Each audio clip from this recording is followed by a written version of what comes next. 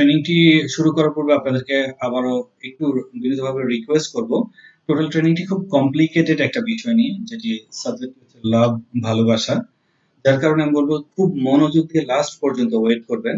Training এর এক একটা পর্যায়ে মনে হবে কারো বিরুদ্ধে যাচ্ছে, কারো পক্ষে যাচ্ছে, কারো বিপক্ষে যাচ্ছে। যার কারণে আমি শুরুতে বলে নিচ্ছি যে লাস্ট পর্যন্ত আমরা ওয়েট করব।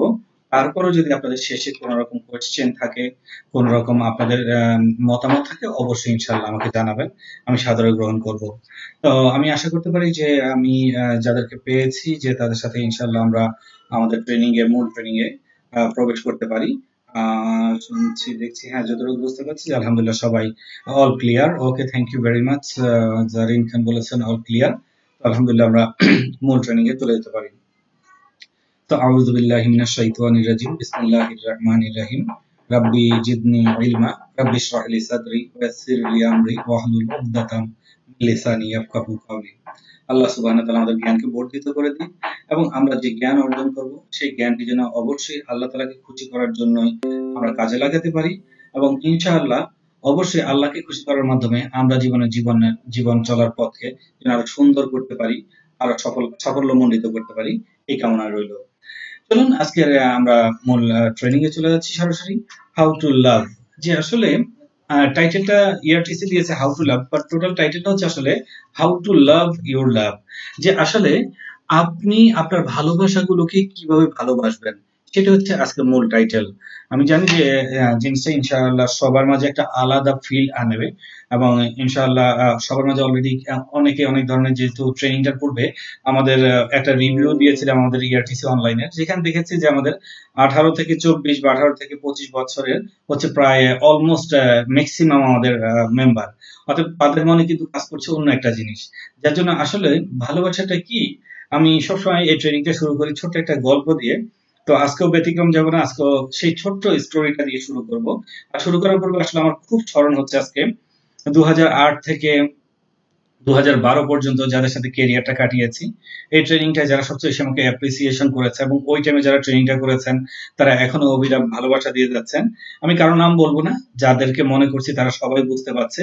2008 থেকে 12 আমরা যারা ছিলাম প্রায় 33 হাজার ফ্যামিলি ছিলাম, পিপল ছিলাম আমরা একসাথে।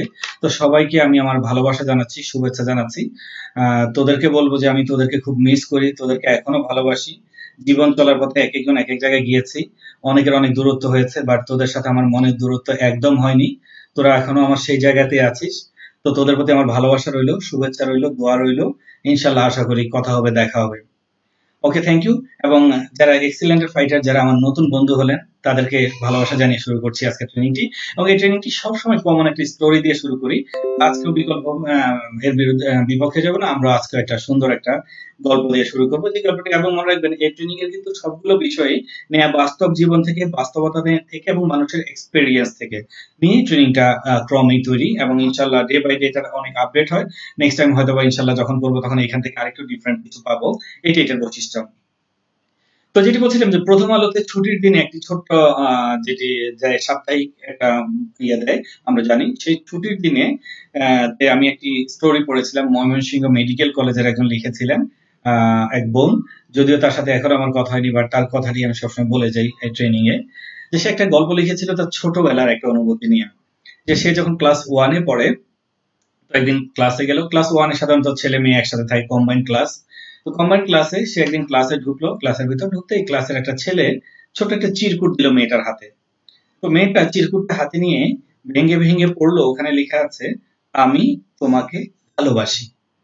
এখন মেয়েটা যখনই চিরকুটটা হাতে পেলো, সে হাতে পেয়ে সঙ্গে সঙ্গে চিরকুটটা হাতে নিয়ে যখন কোনো মতো পড়ে বুঝতে পারলো এখানে কি লেখা আছে, সে কান্না শুরু করে দিল।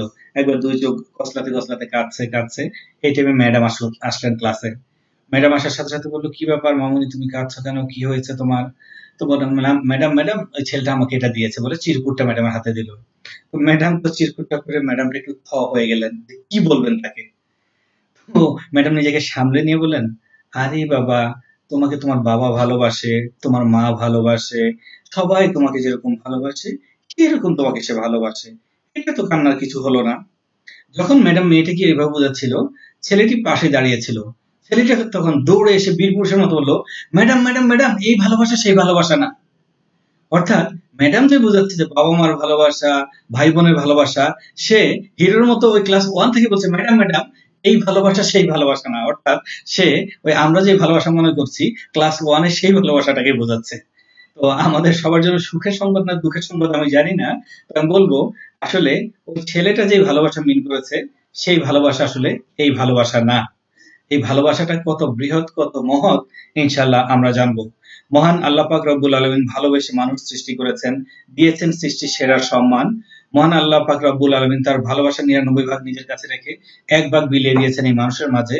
মহান আল্লাহ পাক রব্বুল আলামিন ভালোবেসে এত বিশ্ব ব্রহ্মাণ্ড সৃষ্টি করেছেন। ভালোবাসায় এত পজিটিভ জিনিস, ভালোবাসা মানে হলো সুখ, শান্তি, আনন্দ। সেখানে ভালোবাসা শব্দটা আমাদের জীবনে কেমন জানি সুখ দুঃখ মিশে একাকার। এবং বলতে গেলে আমরা যারা আজকে ট্রেনিং করছি, আমাদের প্রত্যেকের জীবনেরই কোনো না কোনো একটা স্যাড স্টোরি আছে এই লাভ বা ভালোবাসা শব্দটাকে ঘিরে। কিন্তু কেন কেন হবে এটা? এই শব্দটা কেন এত মিসগাইডেড হবে? একটু চিন্তা করে দেখুন, কোন কবি ভালোবাসাকে স্বর্গের সাথে তুলনা করছেন, কোন কবি বলছেন ভালোবাসা এই ভালোবাসা সেই, ভালোবাসাকে কত উপরে উঠাচ্ছেন। আবার সেই কবি কখনো কখনো লিখেছে আবার ভালোবাসা মোরে ভিখারি করেছে তোমারে করেছে রানী, রাইট? আমরা দেখি যে ভালোবাসা নিয়ে কত বড় বড় গান, কত সুন্দর সুন্দর গান হচ্ছে, ভালোবাসা এই ভালোবাসা সেই। আবার কিন্তু এই গানও হয় ভালোবাসার গুষ্টি কিলাই, রাইট? আবার কেউ ছ্যাঁকা খেয়ে গান গায় ও প্রিয়া তুমি কোথায়, তার ভালোবাসা কোথায় হারিয়ে গেল। তাহলে এমন কেন যে ভালোবাসায় কারো মনে মাঝে অনাবিল সুখ, কারো মনে মাঝে আবার অসম্ভব দুঃখ, এমন কেন? চলুন আজকে এই ভালোবাসাটাকে আমরা একটু ভালোবেসে জানবো, এবং এই শব্দটার সাথে যদি সত্যিকারের আমরা পরিচিত হতে পারি, সত্যিকারে ভালোবাসতে পারি, বুঝতে পারি, ইনশাআল্লাহ আমি বলবো অবশ্যই আমরা উপভোগ করবো এবং জীবনে আজকে নতুন একটা টার্নিং পয়েন্টে আমরা যাব। তো আজকের ট্রেনিং এ আমার মূল কথা যেটি যে আসলে হাউ টু লাভ, যে কিভাবে ভালোবাসবো সেটা আমরা জানবো। আর সেটার ক্ষেত্রে আমার ফার্স্ট আপনাদের প্রতি একটি মানে অবজেক্টিভ বলা হচ্ছে, the purpose of this training is not how we enjoy love. এই ট্রেনিং এর পারপাস কিন্তু কখনোই এটা না যে আমরা ভালোবাসাটা কিভাবে উপভোগ করব। এটা পারপাস হচ্ছে হাউ উই শুড লাভ, আসলে আমাদের কিভাবে ভালোবাসা উচিত সেটা আমরা জানবো। তো আমি আশা করি যে আমরা অবশ্যই আমাদের অবস্থান থেকে প্রত্যেকেই সেই জিনিসটাকে আজকে বের করব, যে আসলে আমাদের ভালোবাসা কিভাবে ভালোবাসা উচিত সেই জিনিসটাকে আজকে ট্রেনিং আমরা দেখবো। Love contain many part, we need just a sweet combination. ভালোবাসার অনেক পার্ট আছে, আমাদের জাস্ট সুইট একটা কম্বাইনেশন দরকার। দেখুন ছোটবেলায় যখন আপনি কিছুই বলতে পারতেন না, তখন আপনার ভালোবাসা ছিল ওই আপনার মাই। আপনার ক্ষুধা লাগতো, তখন একটা ভালোবাসা ছিল আপনাকে খেতে হবে। আর খাওয়া যখনই আপনি পেতেন না, আপনি চিৎকার করে কান্না করতেন, আপনার মা এসে আপনাকে দুধ দিত। একটু বড় হলেন, আপনার ভালোবাসা হয়ে গেল খেলনাগুলো। আর একটু বড় হয়ে গেলেন, আপনার ভালোবাসা হয়ে গেল মোবাইলে কার্টুন দেখা, এটা দেখা ওইটা দেখা। আর একটু বড় হলেন, আপনার ভালোবাসা হয়ে গেল আপনার ছোট্ট একটা বাইসাইকেল বা আপনার পার্কে খেলাধুলা। এভাবে আরেকটু বড় হলেন, আপনি স্কুলে যেতে শিখলেন, তখন স্কুলের বন্ধুরা হয়ে গেল আপনার ভালোবাসা, কার্টুন দেখা, এটা করা ওইটা করা, মজা করা, এন্টারটেইনমেন্ট। এবং ওই বয়সে দেখবেন যখন আপনি মুভি দেখবেন, আপনি মায়ের পিটের মুভিগুলো দেখবেন, আপনার খুব মজা লাগবে। সেই বয়সে কিন্তু আপনার গানের বা রোমান্টিক কোনো মুভি আপনার ভালো লাগবে না। আপনি ফাইট দেখলে মজা পান, স্পাইডারম্যান দেখলে মজা পান, আপনি এই জাতীয় যে সুপার হিরো টাইপ মুভিগুলো আপনার কাছে মজা লাগছে, ঠিক আছে? এবার বয়স বাড়তে বাড়তে আস্তে আস্তে আপনি যখন যৌবনে পদার্পণ করলেন, দেখুন ভালোবাসা হচ্ছে আসলে জীবনের চাহিদার সাথে কম্বাইন্ড করে আসে। এভাবে করে এক টাইমে যখন আপনি যৌবনে পদার্পণ করলেন, তখন আপনার শরীরে অনেক চেঞ্জ আসলো, আপনার শরীর সাইন্টিফিক ভাবে আল্লাহ তাআলা প্রদত্ত জৈবিক চাহিদা আসলো, আপনার ভালোবাসা কনভার্ট হয়ে গেল আরেকটি মানুষের প্রতি, ছেলে হলে মেয়ে, মেয়ে হলে ছেলে, রাইট? এই কারণে বলা হয়েছে যে হ্যাঁ, যখন কেউ ম্যাচিউর হয় এই জন্য বিয়েটা আল্লাহ তাআলা অবধারিত করেছেন, রাইট? তো এইভাবে দেখুন যে একজন মেয়ের প্রতি ভালোবাসা। বাট আমরা কিন্তু যখন জীবনটাকে একেবারে গড়তে যাব, জীবনের গোল্ডেন টাইম, সেই টাইমটাই কিন্তু আমরা সবাই ঠিক ওই যে আমরা ওই ভালোবাসার দিকে ডাইভার্ট হয়ে যাই, যার কারণে আমি বলবো অনেকগুলো জীবনে অনেক স্যাড স্টোরি আছে যেখানে নিজেকে ওইভাবে গড়তে পারি না। দেন চিন্তা করুন, ওখান থেকে আস্তে আস্তে একটা টাইমে ভালো একটা রেজাল্ট, আপনার ভালোবাসা হয়ে যায়। তারপরে যখন রেজাল্ট সবই হয়ে গেল, তখন কিন্তু আপনার ভালোবাসা চলে আসে একটা ভালো চাকরি। কিও ভালো একটা চাকরি পাবেন, চাকরি একটা পেলেন, এবার একটা বিয়ে করলেন, তখন আপনার ওয়াইফ, আপনার শ্বশুর বাড়ি, আপনার চারপাশের নতুন একটা এনভায়রনমেন্ট, এটা আপনার ভালোবাসা। তার পরবর্তীতে আপনার কোল জুড়ে একটা সন্তান আসলো, তখন দেখেন এই সন্তানের প্রতি আপনার সবচেয়ে ভালোবাসা। আপনি কারো সন্তান ছিলেন, এখন আপনার সন্তান হলো।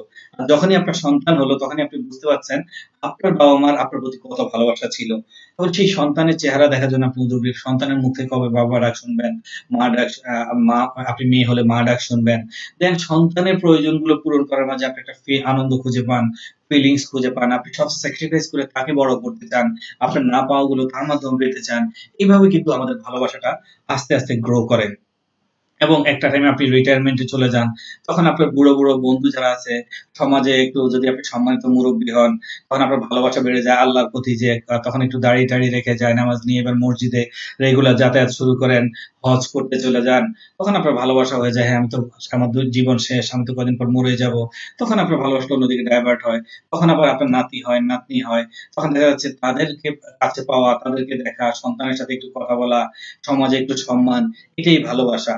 এভাবে করে কিন্তু ভালোবাসা আপনার জীবনে অনেক অনেক ভাবে টার্ন করছে। তো আমরা এই ভালোবাসাটাকে আসলে কত চোখের সামনে দেখেছি, বাট কখনো বুঝতে চাইনি। যার কারণে যেটাকে ভালোবাসা মনে করেছি সেটাকেও কখনো পাইনি। যদি জীবনে একটা সুইট কম্বিনেশন রাখতাম তাহলে আলহামদুলিল্লাহ সবকিছুই আমরা উপভোগ করতে পারতাম। যার জন্য আমরা আমাদের অবস্থান থেকে একটাই বলবো, exception can not be example. পৃথিবীতে অনেকগুলো জিনিস এক্সেপশনাল ঘটে, সেই এক্সেপশন কখনো এক্সাম্পল হতে পারে না। যার কারণে এখানে আমি আপনাদেরকে বলবো, আমি যত কথা বলছি এর মাঝেও এক্সেপশনাল কিছু থাকতেই পারে, বাট সেই এক্সেপশন কখনোই এক্সাম্পল হতে পারে না। চলুন আমরা চলে যাই, আসলে যে ভালোবাসাটা নিয়ে এত কথা বললাম, তাহলে আসলে ভালোবাসাটা কি? চলুন একটু ভালোবাসাটা আমরা দেখে নিই। দেখুন এখানে বলেছি যে some pain we can not feel or share. কিছু দুঃখ আছে, কিছু কষ্ট আছে যেটা আমরা আসলে কখনো ফিল করতে পারবো না, কখনো আমরা শেয়ার করতে পারবো না। দুটো শব্দ আছে, একটা হচ্ছে সিম্প্যাথি আর একটা হচ্ছে ইমপ্যাথি। সিম্প্যাথি হচ্ছে আমার কোনো ফ্রেন্ড, তার আজকে কোনো একটা দুর্ঘটনা ঘটলো, আমি যে তাকে তখন সান্ত্বনা দেই, দেখ তুই চিন্তা করিস না, সব ঠিক হয়ে যাবে। যত কথাই বলি আমার উপর কিন্তু কিছু আসা যাচ্ছে না, আমি তাকে একটা সান্ত্বনা দিচ্ছি। That's called sympathy. আর এমপ্যাথি হচ্ছে যখন দুর্ঘটনাটা আমার উপর ঘটে যায়, আমি সেটাকে কিভাবে নিই, আমি সেটা একে কিভাবে মূল্যায়ন করি। তো ঠিক এইভাবে some pain we can not feel or share, কিছু দুঃখ আছে, কিছু কষ্ট আছে যেটা আসলে অন্য কেউ কখনো ফিল করবে না, যেটা একান্তই আপনার, যেটা একান্তই আপনার নিজের। অতএব আমি যখন ভালোবাসা শব্দটাকে ভেঙে বলছি, আপনারা কেউ কষ্ট পাবেন না, আমার সাথে থাকুন, ইনশাল্লাহ অবশ্যই এটাকে আমি আপনাদের কাছে প্রুভ করে দেব। কাজী নজরুল ইসলাম অগ্নিবীণে একটা কথা বলেছিলেন, স্বেচ্ছায় নেয়া দুঃখকে ঐশ্বর্যের মতো ভোগ করা যায়। সত্যিকার অর্থে তাই। একটু দেখুন, আমরা সবাই ভালোবাসা শব্দটা যখনই মনে করছি, দেখুন প্রত্যেকের চোখে কোনো না কোনো চেহারা ভেসে আসছে। হতে সেটা মার হতে পারে, বাবার হতে পারে, সন্তানের হতে পারে, বন্ধুর হতে পারে, আপনি যাকে পছন্দ করেন, ভালোবাসেন, আপনার হতে পারে আপনার স্ত্রীর, হতে পারে আপনার হাজবেন্ডের, কোনো না কোনো চেহারা ভেসে আসছে। এবং সেই ভালোবাসার পুঞ্জীভূত অভিমান, বেদনা বা ক্ষোভ বা একটা কিছু ভেসে আসছে। এই যে ফিলটা, এই যে চেহারাটা আপনি এখন কল্পনা করছেন, এই যে ফেসটাকে আপনি দেখছেন, আপনি চিন্তা করে দেখুন এখন আপনার ভিতরে যে অনুভূতিটা, যে আপনার ভিতরে এই অনুভূতিটা পৃথিবীর কেউ বুঝবে না। আপনি ওই ফেসটাকে মনে করেন, যখনই মনে করলেন আপনার ভিতরে যে একটা আলাদা ভালো লাগা কাজ করছে, একটা অন্যরকম ফিলিং হচ্ছে, এই ফিলিংস কিন্তু পৃথিবীর কেউই দিতে পারবে না। এটা একান্তই আপনার সম্পদ, এটা আপনার অর্জন, এটাই আপনার ভালোবাসা। এটা আপনি আপনার ভিতরে সযত্নে লালন করে রাখেছেন। পৃথিবীতে আমরা যতটুকু না ভালোবাসার কথা জানি, তার চেয়ে লক্ষ কোটি গুণ ভালোবাসা বুকে আমরা চেপে রেখে দিয়েছি। প্রত্যেকের বুকেই এরকম অনেক গল্প আছে, অনেক স্টোরি আছে। তো সেগুলোকে সম্মান এবং শ্রদ্ধা রেখে বলছি যে চলুন আমরা টোটাল ট্রেনটা উপভোগ করি। আমি কাউকে আঘাত করবো না, বাট ইনশাল্লাহ আমরা অনেক কিছু জেনে যাব।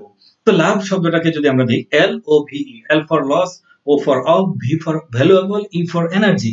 যে লস অফ ভ্যালুয়েবল এনার্জি, অর্থাৎ আমরা যে ভালোবাসাকে চিনি, এই ভালোবাসা শুধুমাত্র আমাদের ভ্যালুয়েবল এনার্জিটাকে নষ্ট করছে।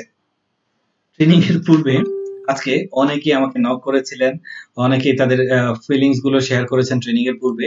তারা বলেছেন তারা এগারলি ওয়েট করছেন ট্রেনিং করবেন। তো আমি জানি যে অনেকেই এই ট্রেনিংটার জন্য অনেক বেশি উৎফুল্ল ছিলেন। অনেকে হয়তোবা তার ওই অমুককেও বলে রাখছে যে আজকে কইরো, আজকে ভালোবাসা জিনিসটা জানবো। তারা হয়তো মনে মনে অনেক কষ্ট পাচ্ছেন যে হায় হায় রে, কি ভালোবাসা বলতে আসলাম, আর সোহাগ ভাই কি বোঝাচ্ছে। ভাই আমার উপর খেপবেন না, একটু ওয়েট করুন, ইনশাল্লাহ সবাই মিলে দেখুন, লাস্ট পর্যন্ত যদি অপেক্ষা করেন ইনশাল্লাহ আপনার ভালোবাসার জয় হবেই। হয়তোবা অনেকের মধ্যে এরকম চিন্তা এখন ঢুকে গেছে যে আহারে, বলার চেয়ে না বলাই ভালো ছিল। যে কেন মুখে বললাম দেখতে, কারণ সোহাগ ভাই তো ভালোবাসা একদম গোষ্ঠী উদ্ধার করে দিচ্ছে। প্লিজ সবাই সাথে থাকি, ইনশাল্লাহ আমরা বুঝবো। বলার চেয়ে না বলা ভালো ছিল। যখন কথাটা বলছি, আমার খুব কাছের একটা ছোট ভাই, ওর কাছ থেকে একটা উদ্যোগ শুনেছিলাম জনি, ওর কথাটা আমার মনে পড়ে গেল, তারপরে সাথে শেয়ার করি। আজকে ট্রেনিং আসলে আমরা খুব এরকম অনেকগুলো স্টোরি শেয়ার করব, যেহেতু আসলে আনন্দের সাথে আমরা কিছু শিখতে চাইবো এই কারণে। তো স্টোরিটা হচ্ছে এরকম যে কোন একটা ছেলে ওই নদীতে গেছে গোসল করতে। গোসল করতে গিয়ে তার পায়ের সাথে কিছু একটা বাঁধলো। তো একটা ঝিনুক সে উদ্ধার করলো।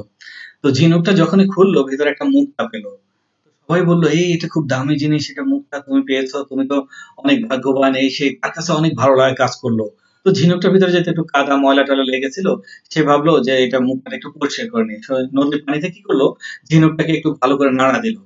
নাড়া দেওয়ার সাথে সাথে ভিতরের মুক্তাটা পানির নিচে পড়ে গেল। যখন সে উঠালো, দেখলো তার মাঝে তো মুক্তাটা আর নেই। তার তো মনটা অনেক খারাপ হয়ে গেল, কত দামি জিনিস জানি হারালাম, এখন কি হবে, এখন কি হবে। এই তার মনটা খুবই খুবই খারাপ হয়ে গেল, বিষণ্ণ হয়ে গেল। এবং বিষণ্ণ হতে হতে ঘরে আসতে আসতে সে একটা কথা বারবার বলছিল, ইস, ধোয়ার চেয়ে না ধোয়া ভালো ছিল, ধোয়ার চেয়ে না ধোয়া ভালো ছিল, কেন যে ধুলাম, ধোয়ার চেয়ে না ধোয়া ভালো ছিল, ধোয়ার চেয়ে না ধোয়া ভালো ছিল। এরকম দুঃখ করতে করতে সে বাড়িতে আসলো। বাড়িতে আসার পর তার মা তাকে যাই বলে, সে একটা কথাই ঘুরে ফিরে বলে, ধোয়ার চেয়ে না ধোয়া ভালো ছিল, ধোয়ার চেয়ে না ধোয়া ভালো ছিল, ধোয়ার চেয়ে না ধোয়া ভালো ছিল, কেন যে ধুলাম। মা তো খুব টেনশনে পড়ে গেছে, হায় হায়, আমার ছেলের এটা কি অসুখ হলো, ছেলে খায় না দায় না, খালি বলে ধোয়ার চেয়ে না ধোয়া ভালো ছিল। তখন তার মা একজন ডাক্তারকে ডাকলেন, গ্রাম্য ডাক্তারকে ডাকলেন। ডাক্তারকে ডেকে বললেন, ডাক্তার দেখেন তো আমার ছেলের কি রোগ হলো, খায় না দায় না, খালি বলে ধোয়ার চেয়ে না ধোয়া ভালো ছিল, ধোয়ার চেয়ে না ধোয়া ভালো ছিল। তো ডাক্তার সব বুঝলেন, বুঝে শুনে ডাক্তার সাহেব একটা ওষুধ দিলেন, বললেন এটা যদি খায় আজকে রাতের মধ্যেই, আজকে দিনের মধ্যে সে ঠিক হয়ে যাবে আশা করি। তো ডাক্তার খুব ওষুধটা দেওয়ার পর তার মাও খুশি হয়ে গেল, তাকে ওষুধটা খাইয়ে দিল। এখন ডাক্তার যখন ভিজিট চাইলো, তার মা বললো কয় টাকা, ডাক্তার বললো 300 টাকা। তো বললো গ্রাম অঞ্চলে তো 50 টাকা 100 টাকা নেয়, আপনি এত টাকা নিবেন? তো বলছে ওষুধটা অনেক দামি, অসুখটা অনেক বড়, যার কারণে এটা 300 টাকা লাগবে। তো তার মা বলতেছে আমার কাছে 100 টাকাই আছে, আপনি 200 টাকা পরে নিয়েন। তো ডাক্তার বুদ্ধি করে ভাবলো যে 100 টাকা যদি দিয়ে দেয়, পরে যদি 200 টাকা না দেয়। তো ডাক্তার বললো ঠিক আছে, এক কাজ করেন, ওষুধটা খেলে তো কালকে আপনার ছেলে ভালো হয়ে যাবে, আমি কালকে এসে নাহলে একসাথে 300 টাকা নেবো, 100 টাকা আপনি রেখে দেন, 100 নিবো না, একসাথে 300 টাকাই নিবো, আগামীকাল আসবো আমি। তো তার মা বললো ঠিক আছে, আমি তাহলে অ্যারেঞ্জ করে রাখবো। তো ঠিক ডাক্তার চলে গেল, ছেলেটা ওষুধ খেয়ে বিকেলের দিকে সুস্থ হয়ে গেল। সুস্থ হওয়ার পর সবাই তো অবাক, হ্যাঁ সুস্থ হয়ে গেছে, ভালো হয়ে গেছে, ভালো হয়ে গেছে। তো সবাই যখন ভালো হয়ে গেছে, সুস্থ হয়ে গেছে বলছে, তখন ছেলেটা তার মাকে বললো, মা আমার কি হয়েছে? সবাই বলে আমি সুস্থ হয়েছি, ভালো হয়েছে, আমার কি হয়েছিল, কি হয়েছিল মা? মা তো বলে না, বলে না, বলে না। তো এক টাইমে মা বাধ্য হয়ে রাতের বেলা বলেই ফেললো, আরে বাবা, তুই তো নদীতে গিয়েছিলি, গিয়ে একটা ঝিনুক পাইছিলি, ঝিনুকের মধ্যে একটা মুক্তা ছিল, মুক্তাটা ধুইতে যায় পড়ে গেছে, তুই পাসনি, তারপর তুই খালি বলতি ধোয়ার চেয়ে না ধোয়া ভালো ছিল। আবার ছেলেটা মনে পড়ে গেল, হায় হায় রে, কত সুন্দর একটা মুক্তা পেয়েছিলাম, হায় হায় রে, ধোয়ার চেয়ে না ধোয়া ভালো ছিল, ধোয়ার চেয়ে না ধোয়া ভালো ছিল, ধোয়ার চেয়ে না ধোয়া ভালো ছিল। হায় হায়, ছেলে তো আবার আগের জায়গায় চলে গেছে। এখন মা এই অবস্থা দেখে মার আর মাথায় কাজ করে না, ডাক্তারের টাকা দিব কোত্থেকে, কি করবো কোত্থেকে। মা এবার বলতে শুরু করলো, বলার চেয়ে না বলা ভালো ছিল, বলার চেয়ে না বলা ভালো ছিল, বলার চেয়ে না বলা ভালো ছিল। এদিকে ছেলে বলছে ধোয়ার চেয়ে না ধোয়া ভালো ছিল, মা বলছে বলার চেয়ে না বলা ভালো ছিল। পরের দিন সকালে যখন ডাক্তার আসলো, ডাক্তার এসে দেখে, হায় হায়, রোগীর কি অবস্থা, রোগী তো বলতেছে আগের কথায় ধোয়ার চেয়ে না ধোয়া ভালো ছিল। এখন তো রোগীর মাও বলে বলার চেয়ে না বলা ভালো ছিল, বলার চেয়ে না বলা ভালো ছিল। এত কিছু দেখার পর ডাক্তার এবার শুরু করে দিল, 300-র চেয়ে 100 ভালো ছিল, 300-র চেয়ে 100 ভালো ছিল, 300-র চেয়ে 100 ভালো ছিল, তিনজনই পাগল হয়ে গেল। তো আসলে এই গল্পটা খুব মজার, আমি যেদিন শুনেছি পেট ভরে এসেছি। তো আমি জানি না আপনাদের কেমন লাগলো। তো ঠিক আমার মনে হচ্ছে যারা আজকে ট্রেনিং এ আসছেন, তারা অনেকে ভাবতেছেন, হায় রে, কি ভালোবাসা ট্রেনিং করতে আসলাম, এটা তো বলার চেয়ে না বলা ভালো ছিল। তো ইনশাল্লাহ বলার চেয়ে না বলা ভালো ছিল কি ছিল না, যদি আমরা টোটাল ট্রেনিংটা দেখি, ইনশাল্লাহ আমরা অবশ্যই জানবো। চলুন আমরা find out the real love, যে আমরা পৃথিবীব্যাপী যে সত্যিকারের ভালোবাসা, এটাকে আমরা একটু বের করি, রিয়েল লাভটাকে আমরা একটু ক্যালকুলেশন করি, তাহলে ইনশাল্লাহ আমরা অবশ্যই আস্তে আস্তে আপনারা আমার সাথে এগ্রি করবেন। Find out the real love, যে পৃথিবীতে রিয়েল লাভের যদি কম্বাইনেশন দেখি, এই যে টোটাল যদি হোল ওয়ার্ল্ডে চিন্তা করি, 95% ভালোবাসা যেটা আমাদের চারপাশেই আছে, বাট আমরা সেটিকে কখনোই ভালোবাসা হিসেবে গণ্য করি না। আর 5% যেটিকে আমরা জানি, যেটিকে ভালোবাসা বলতে বুঝি, সেটি অনলি 5%। তাহলে আমরা 95% আমরা জানি না, জানি অনলি 5%। তাহলে আমরা কিভাবে সফল হব একটু চিন্তা করে দেখুন। 5% দিয়ে আমরা তো কখনো শতভাগ পেতে পারি না। ব্যাপারটা হচ্ছে এরকম যে আমরা পড়াশোনা যখন করি আমাদের সময় ছিল 11টা সাবজেক্ট, এখন জানি কয়টা সাবজেক্ট আছে। ধরে নিন 11টা সাবজেক্ট আছে, 11টার মাঝে ধরে নিন আপনার ইংলিশ বেস্ট ফেভারিট সাবজেক্ট, এবং ইংলিশে আপনি 100তে 100ই পেলেন, বাকি 10টা সাবজেক্টে আপনি ফেল করলেন, আপনি কি কোনোদিন পাস করতে পারবেন? একটু চিন্তা করুন, আমাকে অ্যান্সার দিন। যে 11টা সাবজেক্টে যদি প্রত্যেকটা এভারেজে আপনি পাস মার্ক পেতেন, ইংলিশে আপনি 100তে 100 পেতেন, তাও কিন্তু আপনি পাস করে যেতেন। বাট শুধুমাত্র ইংলিশে 100 পেলেন, বাকিগুলো ফেল করলেন, আপনি কিন্তু কোনোদিনই পাস করতে পারলেন না। আর এই কারণেই, এটাই একমাত্র রিজন যার কারণে বলা হয় যে ভালোবেসে মানুষ কেন সুখী হতে পারে না। রিজন একটাই, ভালোবাসাকে সে 100% দিয়ে দেয়, 5% কে সে শতভাগ দিয়ে দেয়, বাকি যে 95% আছে সেটাকে সে কখনো কোয়ালিফাই করতে পারে না, যার কারণে সে এই 5% ও পায় না। চলুন আমার কথার বাস্তবতা আছে কিনা আমরা একটু প্রমাণ করে নিই। বলা হচ্ছে history prove that 5% can win only 5%, not 100%। ইতিহাস প্রমাণ করে দিয়েছে যে মানে 5% only 5%ই উইন করতে পারে, কখনো 100% পারে না। কেন বলছি ইতিহাসের কথা? যখনই ভালোবাসার কথা বলছি তখন অনেকেরই চোখে, আমি কিন্তু সবার কাছে আবার ক্ষমা চেয়ে নিচ্ছি, বাস্তবতা বোঝানোর জন্য বলছি, যে অনেকের চোখে কিন্তু এক্সাম্পল চলে আসে Shahjahan, Mumtaz, Laili, Majnu, Siri, Farhad, Romeo, Juliet. অনেকে বলে আমি তোমাকে মজনুর মতো ভালোবাসি, কেউ বলে আমি তোমাকে লাইলির মতো ভালোবাসি, কেউ বলে আমি শাহজাহানের মতো চাই তোমার জন্য একটা তাজমহল তৈরি করে দিতে, প্রেমে পড়লে তারও কত কিছু যে করে, আকাশে চাঁদ তারাও টেনে এনে দিয়ে দিতে চায়, রাইট?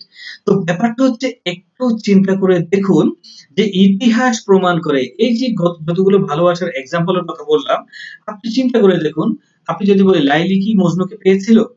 পায়নি।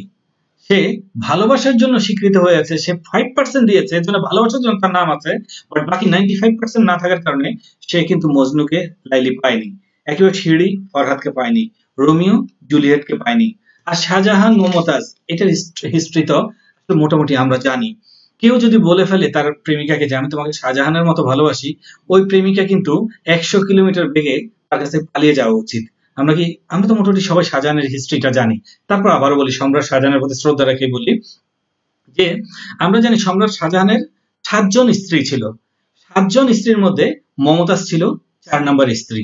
তার মানে কেউ যদি বলে যে আমি শাহজাহানের মতো মমতাজের মতো তোমাকে ভালোবাসি, তার মানে আপনাকে চতুর্থ স্ত্রী বানাতে যাচ্ছে। একটু ভেবে দেখেন, বুঝে দেখেন। তার চেয়ে মজার কথা হচ্ছে মমতাজের আগেই কিন্তু ইতিহাস বলে একটা বিয়ে ছিল, এবং শাহজাহান পরিকল্পিতভাবে তার স্বামীকে হত্যা করে মমতাজকে বিয়ে করার জন্য। তো একটু বুঝে দেখুন, ভেবে দেখুন। এর চেয়ে ইম্পর্টেন্ট ব্যাপার হচ্ছে মমতাজ কিন্তু মৃত্যুবরণ করেন তার 14তম সন্তান প্রসব করতে যেয়ে। এর আগে 13 জন সন্তান প্রসব করেছেন শাহজাহানের ঘরে। 14তম সন্তান প্রসবের সময় অতিরিক্ত রক্তক্ষরণে মমতাজ মারা যান, এবং মমতাজ যখন মারা যান, মারা যাওয়ার পর শাহজাহান তাকে মিস করতে শুরু করেন, তখন যে তিনি তাজমহলের কথা চিন্তা করেন। তার মানে কি? তার মানে হচ্ছে যিনি আপনাকে ভালোবাসে বলে শাহজাহানের মতো ভালোবাসি, তার মানে তুমি আমার স্ত্রী হবে, তুমি মরে যাবে, তারপরে তুমি মরে যাওয়ার পর তোমাকে স্মরণ করে আমি তাজমহল বানাবো। একটু ভেবে দেখুন ভালোবাসার কি নমুনা। তার চেয়েও অনেক কড়া মেসেজ যেটি, সেটি হচ্ছে মমতাজ মারা যাওয়ার কয়েক বছর পর শাহজাহান মমতাজের ছোট বোনকেও বিয়ে করে। অর্থাৎ বুঝে দেখেন ভালোবাসার কি নমুনা। আবারও বলছি, আমি কাউকে হেট করার জন্য বলছি না, আমি বাস্তবতা বোঝাচ্ছি যে আসলেও তাই। যারা ভালোবাসার জন্য বিখ্যাত হয়ে আছে তারা শুধু 5% এর জন্যই, তারা কিন্তু 100% কখনোই পাননি। অতএব একটা কথা আমি একটা মুভি থেকে শিখেছিলাম, love is part of life but not heart of life. মুভিটা আমাকে খুবই টাচ করেছিল, অনেক আগের মুভি, হিন্দি একটা মুভি, কেয়া হি প্যার হে। পারলে মুভিটা দেখবেন, লাইফের জন্য অনেক মেসেজ আছে মুভিতে, কেয়া হি প্যার হে। তো সেখানে একটা কথা, লাস্ট গোটা ছবির একটি মেসেজ, যে love is part of life but is not heart of life. যে এটা জীবনের একটা পার্ট হতে পারে, বাট এটা জীবনের হার্ট হতে পারে না, যে এটাই জীবনের সবকিছু, এটা না হলে কোনো কিছু হবে না। কখনো যেন এইভাবে না ভাবি, আমরা যেন অবশ্যই এটা লাইফের একটা পার্ট ভাবি।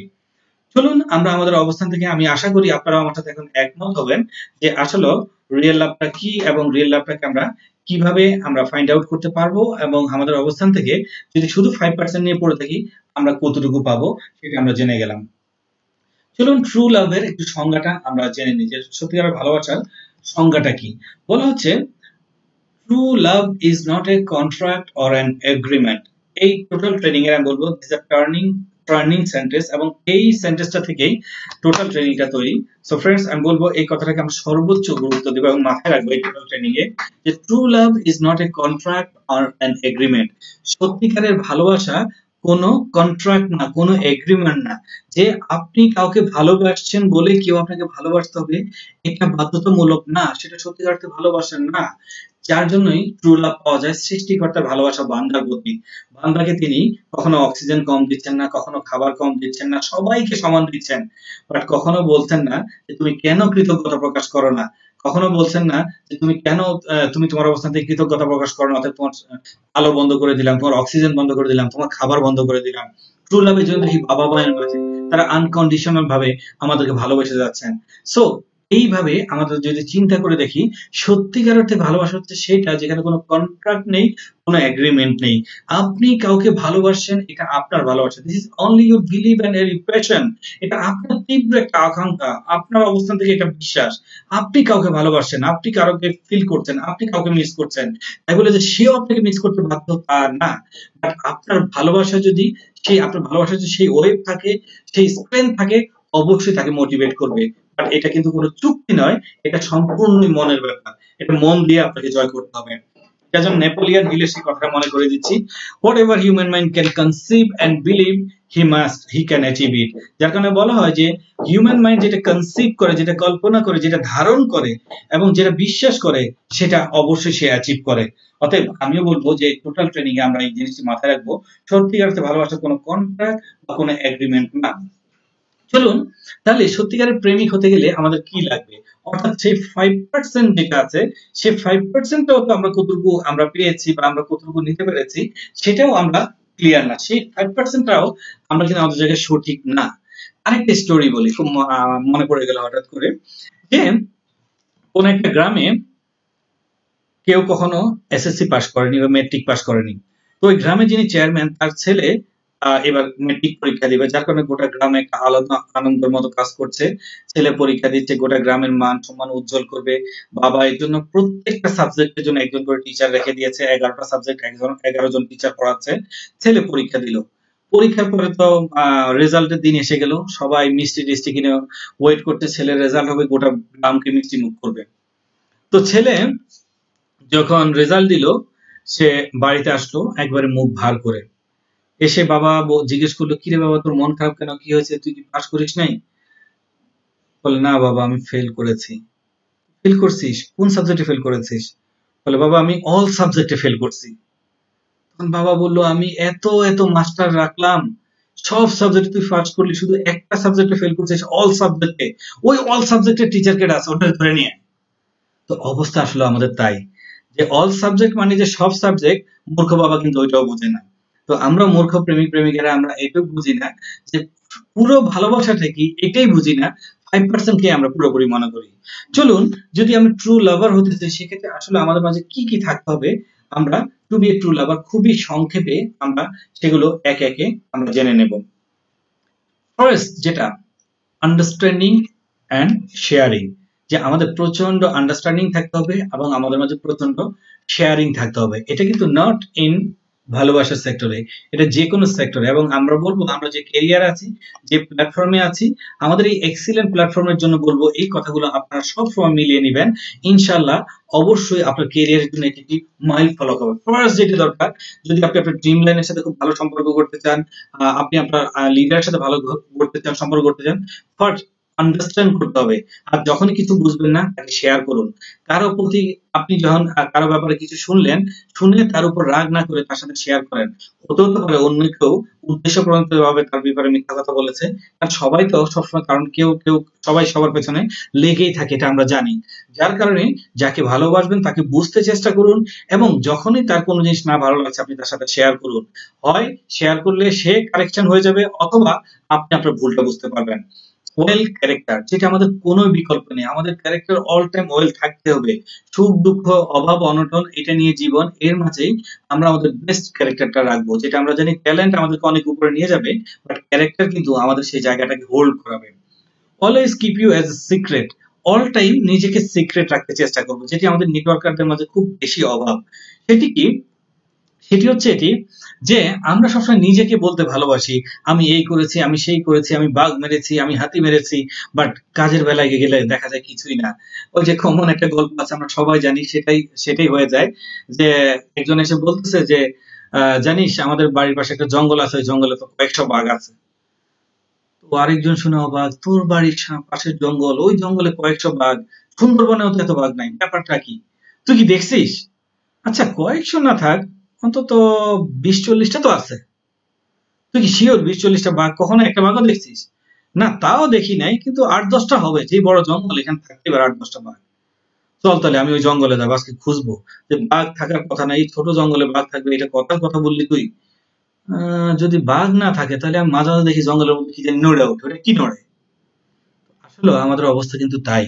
গল্প বলার ক্ষেত্রে আমরা এত বেশি বলে ফেলি যে এই জঙ্গলের পাতা নড়া দেখে আমরা জঙ্গলে কয়েকশো বাঘের গল্প বলে দিই। তো প্লিজ, যখন গল্পগুলো বলি, মানুষ কিন্তু 1 দিন 2 দিন 3 দিন একদিন না একদিন জেনে যায় আপনার কথা এবং বাস্তবতা, যার কারণে আপনি কিন্তু কখনোই আর তার ভালোবাসাটা পান না। অতএব ভালোবাসা অর্জন করতে হলে আপনি নিজের যতটুকু আছে তার চেয়ে একটু কমিয়ে বলুন, ইনশাল্লাহ এটি আপনার কাজে লাগবে। অপরের কাছ থেকে শুনুন, অপরের কাছ থেকে শিখুন। প্রত্যেক ফাইটারের জন্য বলবো, আমরা একটা ফ্যামিলি, আমরা একটা পরিবার, আমাদের পরিবার প্রত্যেককে বলবো যে এই রিকোয়েস্টটি আমরা অবশ্যই রাখবো। নিজেকে আমরা জানান দেব কাজের মাধ্যমে, সাইলেন্টলি কাজ করে যাব। দা রিস্ক ট্রেনিং এ শিখেছি, ঈগলের মতো আমরা কাজ করে যাব, কোনো সাউন্ড হবে না, আমাদের কাজ হবে, আর আমাদের কাজের মাধ্যমে মানুষ আমাদেরকে খুঁজে নেবে, আমরা কেন বলতে যাব? বিল্ড এ স্ট্রং পার্সোনালিটি, একটা স্ট্রং পার্সোনালিটি আমাদের গড়ে নিতে হবে। আসলে পার্সোনালিটি আসে পরিবার থেকে, শিক্ষা থেকে, সমাজ থেকে। এবং আমি বলবো যে আমরা কেউ পারফেক্ট না, বাট আমরা কিন্তু এখানে ট্রেনিং গুলোর মাধ্যমে পারফেক্ট হতে পারি। বাট যদি আমাদের মাঝে সেই ঘাওড়ামি থেকে যায়, আমি যা তাই থাকবো, আমি চেঞ্জ হব না, তাহলে তো আর আপনার পার্সোনালিটি কখনো গড়ে উঠবে না। পার্সোনালিটি মানেই হচ্ছে আমার মাঝে খারাপ খারাপ জিনিসটি আমি বাদ দিব, ভালো জিনিসটি আমার নিজের মাঝে নিয়ে নিব, প্রতিদিন নিজেকে আপগ্রেড করব, প্রতিদিন নিজেকে নতুন করে আবিষ্কার করব, এবং প্রতিদিন আমি আমার নিজেকে অনন্য উচ্চতায় ইনশাল্লাহ নিয়ে যাব। এবং আশা করি আমাদের ফাইটাররা এটা পারবেন, এবং ইনশাল্লাহ একদিন গোটা সমাজের আইকন হবেন আমাদের ফাইটাররা, যাদেরকে দেখে সবাই শিখবে, সবাই অনুকরণ করবে। ইনশাল্লাহ আল্লাহর কাছে দোয়া করি আল্লাহ আমাদের সবাইকে কবুল করুক, যারা ভবিষ্যতে আমাদের সাথে আসবে তাদেরকেও কবুল করুক। নেভার বিলিভ 100%, কখনোই কাউকে শতভাগ বিলিভ করবেন না। এটা ইয়েস আই ক্যান ট্রেনিং থেকে আমরা জেনেছি। আসলেও তো তাই, আমরা কিন্তু কাউকে শতভাগ বিলিভ করি মানে হচ্ছে আমি দুর্বল। যখন কাউকে আমি আমার কন্ট্রোলে পাচ্ছি না, তখন আমি বলি আপনাকে আমি শতভাগ বিশ্বাস করি। আসলে বিশ্বাস না, এটা আপনার দুর্বলতা। আপনি তাকে দুর্বল বলেই আপনি তাকে বলছেন আপনি বিশ্বাস করেন। আপনাকে কে বলেছে বিশ্বাস করতে? আপনি কারো কমিটমেন্ট, তার কাজ অনুযায়ী তার প্রতি বিশ্বাস করুন। 50, 60, 70, 80, 90, 99% বিশ্বাস রাখুন। বাট শতভাগ বিশ্বাস শুধুমাত্র আল্লাহ সুবহানাহু ওয়া তাআলার প্রতি রাখুন। আল্লাহ তাআলার প্রতি যখন আপনি শতভাগ বিশ্বাস রাখবেন, ইনশাআল্লাহ দুনিয়ার কাউকে বিশ্বাস করে আপনি ঠকবেন না। তখন আর আপনার মুখ থেকে আসবে না যে অমুককে আমি বিশ্বাস করলাম, অমুক আমাকে কষ্ট দিল, অমুককে বিশ্বাস করে এটা বললাম, অমুক কষ্ট দিল। আপনাকে করতে বলেছে কে? আপনি শতভাগ আল্লাহ তাআলার প্রতি বিশ্বাস রেখে আগান, ইনশাআল্লাহ আপনি ঠকবেন না। অবশ্যই আপনি এগিয়ে যাবেন। এবং ইনশাআল্লাহ এটার উপরে আমি একটা র্যাপো নামে ইনশাআল্লাহ একটা আমরা ট্রেনিং করব, যে আমরা এই র্যাপো বিল্ড আপটাকে কিভাবে করবো, এটার উপর আমাদের একটা ট্রেনিং করবো ইনশাআল্লাহ নেক্সট। সেখানে আমরা জানবো যে এই কমিউনিটি আমরা কিভাবে গড়ে তুলবো, প্রফেশনাল কমিউনিটি কিভাবে গড়ে তুলবো, প্রফেশনাল ট্রাস্ট আমরা কিভাবে গড়ে তুলবো, ইনশাআল্লাহ আমরা সেটা জানবো। Never calculate what you get, কখনোই ক্যালকুলেশন করে নিন না আমি কি পেলাম। আমরা আমাদের অবস্থান থেকে অনেকে আছি যে হ্যাঁ আমি একটা এই করেছি, কোম্পানিতে এত সেল দিয়েছি, এই সময় এই করেছি, ওই করেছি। করেছেন তো ভালোবেসে, ভালোবাসার জন্য করে। কেউ কি এভাবে বলে?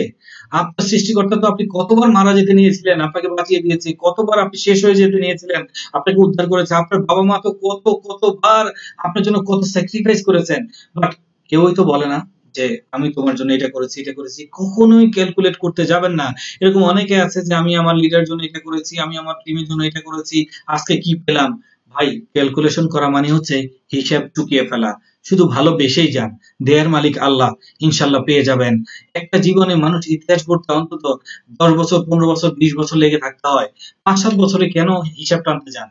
একটা জীবনে তো মানুষ একবারই ইতিহাস হতে পারে, দেন না 5 বছর, 10 বছর, 15 বছর, 20 বছর ভালোবেসে যান, ইনশাল্লাহ পৃথিবী আপনাকে রিকগনাইজ করবে। আজকে পৃথিবীর যে বিখ্যাত ব্যক্তিগুলোকে আমরা চিনি গত 5 বছর, 10 বছর ধরে, আর তারা কিন্তু গত 25-30 বছর ধরে ওই একটা সেক্টরে খেটে যাচ্ছেন। 30 বছর পরে এসে আজকে গোটা দুনিয়াবাসী তাদেরকে চিনছেন। তো ঠিক আছে, ঠিক একই বলবো ইনশাল্লাহ আমাদের ফাইটাররা ইনশাল্লাহ 2025-এর পর আমি জানি কয়েক হাজার আমাদের আজকে ফাইটার যাদেরকে মানুষ চিনবে, শ্রদ্ধা করবে, 2030-এ লক্ষ লক্ষ ফাইটারকে গোটা পৃথিবী সম্মান করবে, শ্রদ্ধা করবে। ইনশাল্লাহ আমরা সেভাবে এগিয়ে যাব।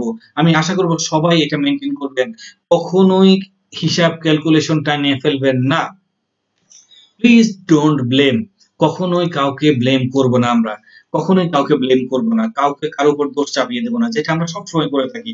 কখনোই যদি কোনো কিছু হয়ে থাকে, ভুল হয়ে থাকে, আমার জন্যই হয়েছে, আমি নিজেকে সংশোধন করি, নিজে সংশোধন করি, আমি অন্য কাউকে ভুল না ধরতে যাই। দেখবেন আমাদের ফ্যামিলিটা অনেক সুখের হবে, আমরা ইনশাল্লাহ অনেক উপভোগ করব। Out of sight out of mind, এটা খুবই কমন কথা এবং খুবই লজিক্যাল কথা। সবসময় আমরা টিমের সাথে টাচে থাকবো, সবার সাথে টাচে থাকবো। যদি আমরা যোগাযোগ বন্ধ করে দেই, দেখবেন আস্তে আস্তে আমরা মন থেকেও হারিয়ে যাব, এটা খুবই সত্য। যার জন্য কখনোই আউট অফ সাইট হব না, তাহলে কখনো কারো মন থেকে আমরা হারিয়ে যাব না। মনে রাখবেন, remember you love somebody only for you. এটার চেয়ে আসলে এটা কথাটা অনেক তিতা, বাট কথাটা বাস্তব। আসলেও তাই, আপনি কাউকে ভালোবাসেন শুধু আপনারই জন্য, আর কারো জন্য না। আপনারই জন্য আপনি কাউকে ভালোবাসেন, সেটা হোক আপনার টিম মেম্বার, হোক আপনার লাভিং ওয়ান, হোক আপনার সন্তানটা, হোক আপনার প্যারেন্টস, যে কেউ, আপনি আপনার জন্যই ভালোবাসেন। অতএব যেহেতু আপনারই জন্য ভালোবাসেন, অতএব আপনাকে কিন্তু বেস্ট স্যাক্রিফাইসটা করতে হবে, আপনি কিন্তু আন্ডারস্ট্যান্ডিং রাখতে হবে, আপনি কিন্তু সেই সেতু বন্ধনটা রক্ষা করতে হবে। Never hide what you have done for him or her, যেটা আমাদের অনেকেরই মাঝে রোগ আছে, যেটা খুবই ইম্পর্টেন্ট। আবার বলি, never hide what you have done for him or her, যে কারোর জন্য আপনি কিছু করেছেন, তার জন্য এটা করেছেন, এটা কখনো আপনি লুকিয়ে রাখবেন না। এটা অভিমান বাড়ায়, এটা কষ্ট বাড়ায়, একটা এটা ব্রাস্ট হয়ে দূরত্ব এই সম্পর্কটাকে নষ্ট করে দেয়। অর্থাৎ ধরে নিন আপনি কারোর জন্য একটা কিছু করেছেন, আপনি 1 দিন করেছেন, 2 দিন করেছেন, 3 দিন করেছেন, আপনি কারোর জন্য রাতের পর রাত জেগে থেকেছেন, কারোর জন্য অনেক দোয়া করেছেন, কাউকে অনেক মিস করেছেন, কারো আপনি অনেক বড় ফ্যান, বাট সে কিন্তু জানে না। যার কারণে একদিন যখন তার সামনে গিয়ে তার সাথে আপনি একটা কথা বললেন, যে কথা বলে আপনি সেই রকম উত্তর পেলেন না, তখন আপনার মনে মনে হলো, হায় রে, আমি তোমাকে এত ফিল করি, তোমার জন্য আমি এটা করলাম, তোমার জন্য এটা করলাম, আর তুমি আমাকে পাত্তাই দিলে না, তুমি আমার সাথে কথাই বললো না ঠিক মতো। হয়তোবা তিনি ওই টাইমে অন্য কোনো ব্যস্ত ছিলেন না, অথবা আপনার ভিতরে কি হচ্ছে সে তো জানে না, আর না জানলে সে কিভাবে আপনাকে সেই গুরুত্বটা দেবে। তখন আপনি উল্টা বললেন, হ্যাঁ অমুকের ভাব বেশি, এই হলো সে হলো, তখন আপনার রিয়াকশনটা চলে আসে, তার উপর ব্লেম আকারে চলে আসে।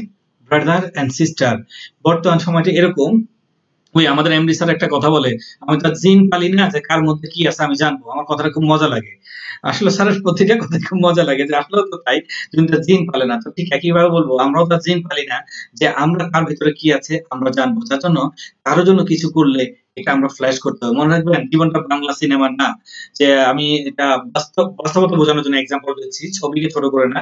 আমরা ছোটবেলায় অনেক ছবি দেখতাম, রাইট, যে নায়ক অ্যাক্সিডেন্ট করেছে, অ্যাক্সিডেন্ট করে হসপিটালে আছে, তার রক্ত প্রয়োজন, তার একটা কিডনি ড্যামেজ হয়ে গেছে, কেউ তাকে রক্ত দিচ্ছে না, এমন রক্তের গ্রুপ আরোই নেই, একমাত্র নায়িকারই আছে। নায়িকা গোপনে গিয়ে নায়ককে রক্ত দিয়ে দিল, নায়িকার একটা কিডনি নায়ককে দিয়ে দিল, দেন নায়ক সুস্থ হয়ে গেল। নায়ক হচ্ছে অনেক বড় লোকের ছেলে, নায়িকা হচ্ছে অনেক গরিবের মেয়ে। একদিন নায়ক নায়িকাকে অপমান করলো, অপমান করে তাড়িয়ে দিল, বললো যা তুই দূর হয়ে যা আমার বাড়ি থেকে, এই সেই, তুই ছোট লোক, আমাকে কিভাবে ভালোবাসিস, আমি এই সেই, কত কথা যেটা ছবিতে ডায়লগ হয়। এরকম ডায়লগ যখন চলছে, নায়িকা তখন এক কোনায় দাঁড়িয়ে চুপ চুপ করে কাঁদছে, তাও কিছু বলছে না। তখন পিছন থেকে দিলদার দৌড়ে আসলো, দিলদার পৃথিবীতে চলে গেছে, আল্লাহ তাকে জান্নাতবাসী করুক। বাট বাস্তবতা বোঝানোর জন্য বলছি, দিলদার এসে বলছে, ওরে তুই কাকে গালি দিচ্ছিস, তুই কি জানিস এই সেই, যে তোর জন্য তুই যখন মুমূর্ষু ছিলি, তোকে যখন রক্ত দেওয়া ছিল না, সেই তোকে রক্ত দিয়েছে, এই সেই, তুই জানিস যার একটা কিডনির কারণে তুই আজকে বেঁচে আছিস, তুই কাকে অপমান করছিস, তুই কাকে কষ্ট দিচ্ছিস, তুই কি জানিস সে একটা মানুষ নয়, সে একটা ফেরেশতা।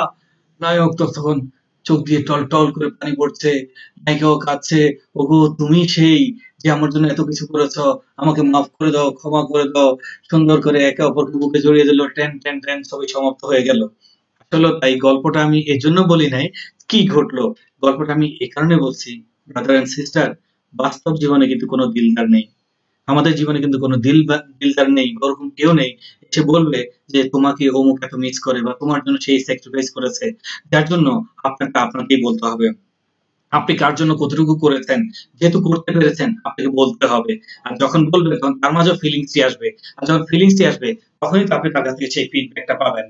আমি আশা করি সবাই বুঝেছি এবং সবাই ইনশাআল্লাহ এটাকে অ্যাপ্লাই করব।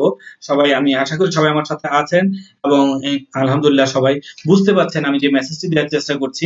যদি আসলে আমি খুব টেনে টেনে যাচ্ছি, কিছু করার নেই, কারণ আমাদের ট্রেনিংটা আমি চাই খুব শর্টেস্ট টাইমে শেষ করব। তারপর আমি আশা করি যে সবাই আলহামদুলিল্লাহ বুঝতে পারছেন এবং সবাই আমার সাথে আছেন, সবাই উপভোগ করছেন। চলুন আমরা দেখে নিব what's the way of love, ভালোবাসার রাস্তাও আছে, যে কোন রাস্তা গেলে আসলে ভালোবাসাটাকে পাওয়া যায় সেটা আমাদের জানাটা অনেক বেশি জরুরি। মনে রাখবেন এই এই এই স্লাইডটা আমরা মিস করব, কারণ এখানে সেলেন ডিওনের একটা গান আমরা ইউজ করি, that's the way it is. তো যেহেতু আজকে ওটা ইউজ করছি না, যে সংক্ষেপে বলছি এটি ভালোবাসার রাস্তা হচ্ছে একমাত্র বিশ্বাস। ঠিক আছে, যখন আপনি সারেন্ডার করবেন না, আত্মসমর্পণ করবেন না, আপনি যখন বিশ্বাস রাখবেন, যখন ছেড়ে দিবেন না, ইনশাআল্লাহ আপনি সফল হবেনই। আশা করব আমরা সেই ওয়েটাকে ফলো করব। চলুন find out the real love. চলুন এবার আমরা বের করে নিই তাহলে রিয়েল লাভ কোথায় আছে, সে ফাইন্ড আউট করে নিই। সবার কাছ থেকে আমি জানতে চাচ্ছি যে আসলে তাহলে রিয়েল ভালোবাসাটা কোথায় আছে। যে এত কিছু বললাম, 5% নিয়ে অনেক কথা বললাম, তাহলে সেই রিয়েল লাভটা কোথায়, বাকি 100% লাভের বাকি লাভটুকু কোথায় আছে। চলুন আমরা সেই রিয়েল লাভটাকে একটু সবার অবস্থান থেকে খুঁজে নিই। 5% নিয়ে এত কথা বললাম, তাহলে বাকি 90% কোথায়? Where is another 95%? তাহলে বাকি 95% কোথায় একটু চিন্তা করুন। আমি জানি বাকি 95% অনেকেই বুঝে গেছে। হতে পারে সেটি আমাদের সন্তান, হতে পারে সেটি আমাদের ক্যারিয়ার, হতে পারে সেটি আমাদের সমাজ, হতে পারে সেটি আমাদের দেশ, হতে পারে আমাদের সৃষ্টিকর্তা, হতে পারে আমাদের প্যারেন্টস। একই একেবারে অবস্থান থেকে আসলে আমরা চিন্তা করছি। আসলেও তাই, আমরা একটা জায়গায় আজকে কমিটেড হয়ে গেলাম যে সত্যি অর্থে তাই, যে 5% কে যদি আমি স্বীকৃতি দিতে চাই, ওই একইভাবে 11টা সাবজেক্টে যদি একটা সাবজেক্টে ইংলিশে পাস করেছি, এই পাসটাকে আমি স্বীকৃতি দিতে গেলে বাকি 10টা সাবজেক্টও আমাকে পাস করতে হবে। অতএব 5% কে স্বীকৃতি দিতে গেলে আমাকে বাকিগুলোকেও স্বীকৃতি দিতে হবে, বাকিগুলোকেও আমার অ্যাভারেজে অন্তত পাস করতে হবে। তো ইনশাআল্লাহ যদি সেটা করতে পারি, তখনই আমরা সফল হব, তখনই আমরা আমাদের সত্যিকারের ভালোবাসা আমরা গেইন করতে পারবো। তো ফ্রেন্ডরা কি আমার সাথে আছেন? আমি অনেকক্ষণ আমরা কথা বললাম, এর জন্য ফিরে আসলাম আবার আপনাদের মাঝে। আমি জানি আপনাদের মনের অনুভূতিটা কি, অনেকে অনেকভাবে নিচ্ছেন, ভাবছেন যে আসলে কি ভাবলাম, কি হলো, কি হচ্ছে। যে আসলে এরকমই, জীবনটা এরকম। আর ইনশাআল্লাহ আমরা বলবো আমরা ট্রেনিং এর যে পর্যায়ে আছি, ইনশাআল্লাহ আরেকটু ওয়েট করুন। ইনশাআল্লাহ আগামী নেক্সট হয়তো 20 to 25 মিনিটস আমরা টোটালটা ক্লিয়ার হয়ে যাব এবং ইনশাআল্লাহ আমরা সত্যিকারের ভালোবাসা পাবো। আমি জানি অনেকেই ওনাদের মাঝে নিজের মাঝে কাজ করছে, যে এখনো বলতেছেন ভালোবাসা পাবো, ভালোবাসা তো গোষ্ঠী উদ্ধার করে দিলেন, ভাঙ্গা চুরে শেষ করে দিলেন, তারপরেও কিভাবে সম্ভব? আসলে তাই।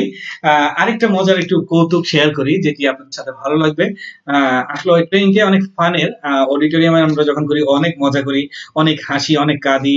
এবং এই ট্রেনিং এ আমরা অনেক মানে একটা ট্রেনিং আছে যেখানে আমি সবাইকে চকলেট গিফট করি, যারা সাথে থাকেন। বাট আজকে তো এক একজন পৃথিবীর এক এক জায়গায় আছেন, মন থেকে সবাইকে দোয়া দিচ্ছি, ভালোবাসা দিচ্ছি, এটি গিফট, এবং ইনশাল্লাহ আশা করি সবাই সবাইকে সেটা দেব। তো কৌতুকটা হচ্ছে এরকম, যে এক গ্রামে আমরা তো জানি যারা মুসলমান ফ্যামিলিতে জন্মগ্রহণ করেছি, ছোটবেলায় ছেলে যারা আছি সবার মুসলমানই হয়। তো ঠিক একইভাবে এটা সুন্নাত, সবাই করা হয় এবং সাইন্টিফিক্যালিও প্রুভ যে এটা অনেক ইম্পর্টেন্ট একটা পুরুষ মানুষের জন্য।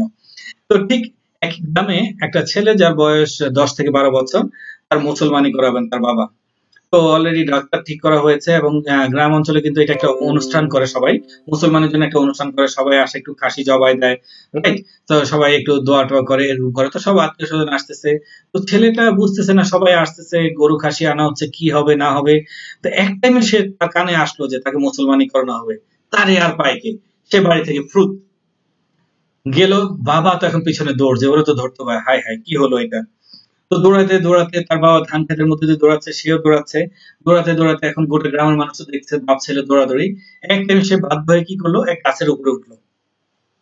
এখন গাছের উপর যখন উঠলো, বাবা এবার গাছতলায় বসে আছে। এখন গাছের উপরে উঠে গাছ ধরে আর কতক্ষণ বসে থাকতে পারবে?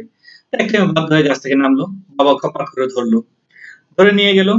সে তো অনেক কান্না, গোটা গ্রামের মানুষ বলছে আরে কিছু না, হাসো না, কাঁদো না, কাঁদো না, এই সেই। সবাই তো অনেকে মুচকি মুচকি হাসছে, তার তো লজ্জায় অপমানে তার যে কি খারাপ লাগতেছে। তো তাকে নেওয়া হলো, লাস্ট কান্নাকাটির মধ্যে জোর করে তাকে মুসলমানি করানো হলো। মুসলমানি করানোর পর সবাই যায়, একটু দেখে, কিছু টাকা পয়সা দেয়, যেটা গ্রাম অঞ্চলে হয় আর কি, তারটাও তাই হচ্ছে। তাকে সবাই টাকা দিচ্ছে আর বলছে বাবা কাঁদো না, কাঁদো না, ইনশাল্লাহ ঠিক হয়ে যাবে। তো এরকম এক আত্মীয় এসে বলতেছে, ছি ছি বাবা, তোমার বয়স 12 বছর হয়ে গেছে, তুমি এখনো কাঁদতেছো, তোমার একটা মান সম্মান আছে না? এই বয়সে কেউ এরকম কাঁদে নাকি? লজ্জা শরমের ব্যাপার আছে না, মান সম্মান আছে না? কাঁদো না বাবা। তখন ছেলেটা খেপে গেল, মান সম্মানের কথা বলতেছেন? গোটা গ্রামের মানুষের মধ্যে আমাকে দৌড়ায় দৌড়ায় দৌড়ানি দিল, আমি গাছে উঠলাম, সেই গাছ থেকে আমার নামাইলো, আমার ধরে নিয়ে আসলো, আমার প্যান্ট খুললো, আমার ওখানে কেটে দিল, কেটে দিয়ে ব্যান্ডেজ করে দিয়ে আমার লুঙ্গি পরে আমার দুই পা দুই দিকে ঝুলে রাখলো, আর তোমরা সবাই এসে আমার এখন টাকা দিয়ে যাচ্ছ। এত কিছু ঘর পরে বলে আমার মান সম্মান আছে? আসলে তাই, ওর মান সম্মান থাকে কোন জায়গায় বলেন? তো ঠিক একইভাবে যে সোহাগ ভাই ভালোবাসার কথা বললো, আমরাও আসলাম ভালোবাসা ট্রেনিং করতে, এসে ভালোবাসাটা যেভাবে চুরমার করে দিল, তারপরে বলে ভালোবাসা নাকি আছে। প্লিজ বিশ্বাস রাখুন, আমার সাথে থাকুন, ইনশাল্লাহ। আমি এখনো বলছি যে ভালোবাসা আছে, ইনশাল্লাহ ভালোবাসা পাবেন, ইনশাল্লাহ ভালোবাসা উপভোগ করবেন। তো আমি আশা করি ইনশাল্লাহ সবাই আমার সাথে আছেন। চলুন, হোয়ার ইজ অ্যানাদার 95%, আমরা খুঁজবো আমাদের সেই অ্যানাদার 95% কোথায় আছে। বলা হচ্ছে we love all those but not perfectly, যে আমরা অ্যানাদার যে 95% আছে সেটাকেও আমরা ভালোবাসি বাট পারফেক্টলি ভালোবাসি না, এই জন্য আমরা বলতে পারছি না, আমরা খুঁজে পাই না যে অ্যানাদার 95% আসলে কোথায় আছে। যার কারণে আমাদের অবস্থান থেকে আজকে একটা জিনিস হবে যে আসলে তো আমরা আমাদের অজান্তে তো যে ভালোবাসাগুলোর কথা বললাম সেই 95% আসলে তো আমরা ফিল করি, আসলে ভালোবাসি বাট পারফেক্টলি ভালোবাসি না। যার কারণে so now we make a decision, we love all our loves perfectly, যে আজকে থেকে এই মুহূর্ত থেকে আমরা সিদ্ধান্ত নিলাম আমরা আমাদের সকল ভালোবাসাগুলোকে পারফেক্টলি ভালোবাসবো। At least we need to qualify, at least আমাদের তো কোয়ালিফাই হতে হবে, কারণ সকল ভালোবাসায় আমাদেরকে মিনিমাম 5 নাম্বারটা পেতে হবে, তাহলেই না ভালোবাসা আমাকে সুখ দিবে, তাহলে না ভালোবাসা থেকে আমি সফল হব। তো চলুন আমরা প্রবেশ করি সেই অ্যানাদার 95%-এ, আমরা একে একে প্রবেশ করব।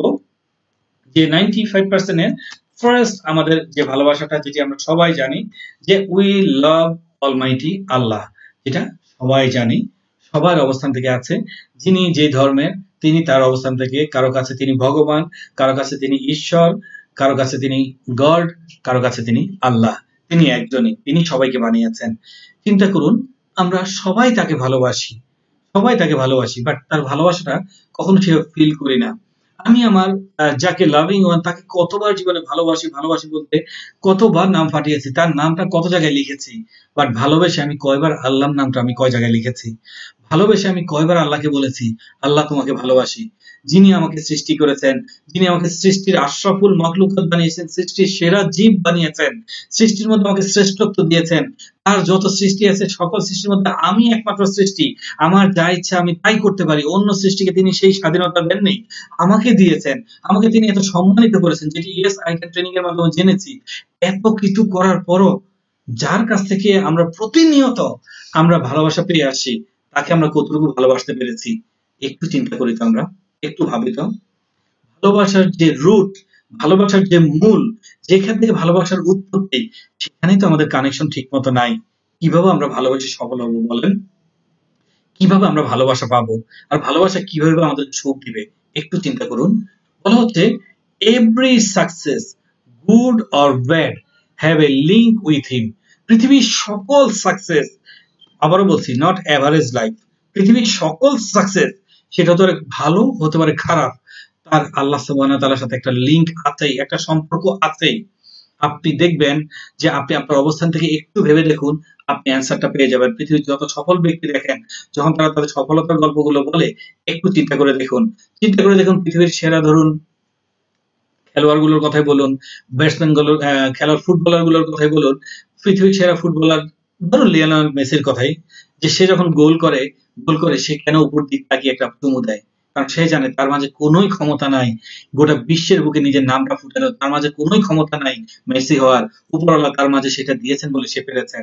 আজকে চিন্তা করুন, এক একজন ব্যাটসম্যান যখন সেঞ্চুরি করে, কেউ ব্যাটটা তুলে আকাশের দিকে তাকায়, কেউ ব্যাটটা সবকিছু ফেলে সিজদা করে, কেন করে? কারণ সে জানে সে যদি সেঞ্চুরি করার ক্ষমতা থাকতোই তাহলে প্রতি ম্যাচে সে সেঞ্চুরি মারতো, প্রতি ম্যাচে সে 100 করতো না, 200 300 500 1000 রান করতো, আর সে কেন পারে না?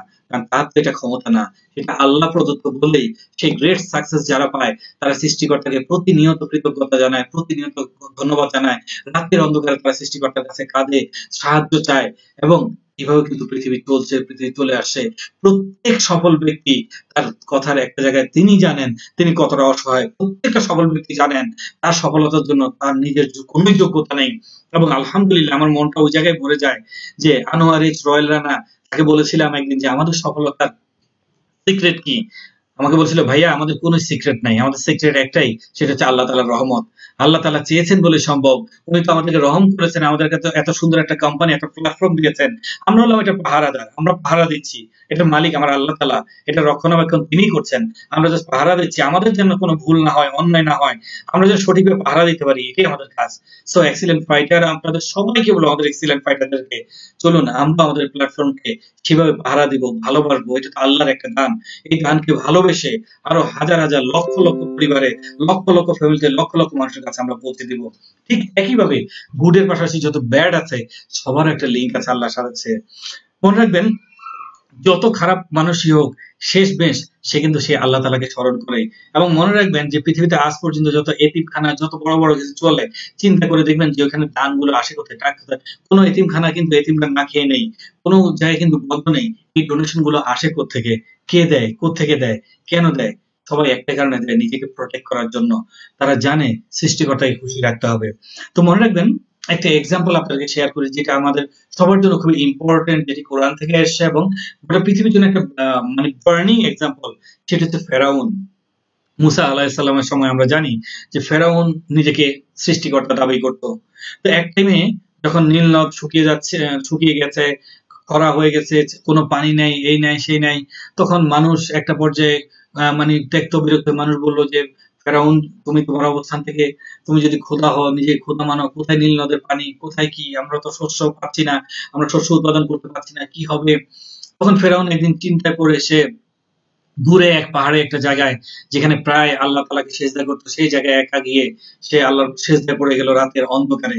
গিয়ে কেঁদে কেঁদে বলল, আল্লাহ আমি যদিও নিজেকে প্রভু দাবি করি, আমি জানি তুমি আমার প্রভু, তুমি আমার মালিক, তুমি আমাকে ক্ষমা করো আল্লাহ, মাফ করো আল্লাহ, তুমি আমার ইজ্জত রক্ষা করো, সম্মান রক্ষা করো, তুমি নীল নদের পানি ভরপুর করে দাও, তুমি নীল নদকে আমার ইশারা চলার তৌফিক দাও, আল্লাহ তুমি আমাকে রহম করো। আল্লাহর কাছে এত কাঁদতে লাগলো। আর ওই টাইমে যারা ঈমান সহ কাঁদতো আল্লাহ শুনতেন। ওই টাইমে এক ব্যক্তি আসলো, এসে ফেরাউনকে বলল, আমি আপনাকে কিছু কথা জিজ্ঞেস করতে চাই। ফেরাউন বলল, তুমি এখানে কিভাবে আসলে? বললো, কিভাবে আসলাম এটা বড় কথা না, আমি আপনার রাজ্যের একজন প্রজা, আমি একটি কথা জিজ্ঞেস করতে চাই। বললো, ফেরাউন বলল, কি বলো?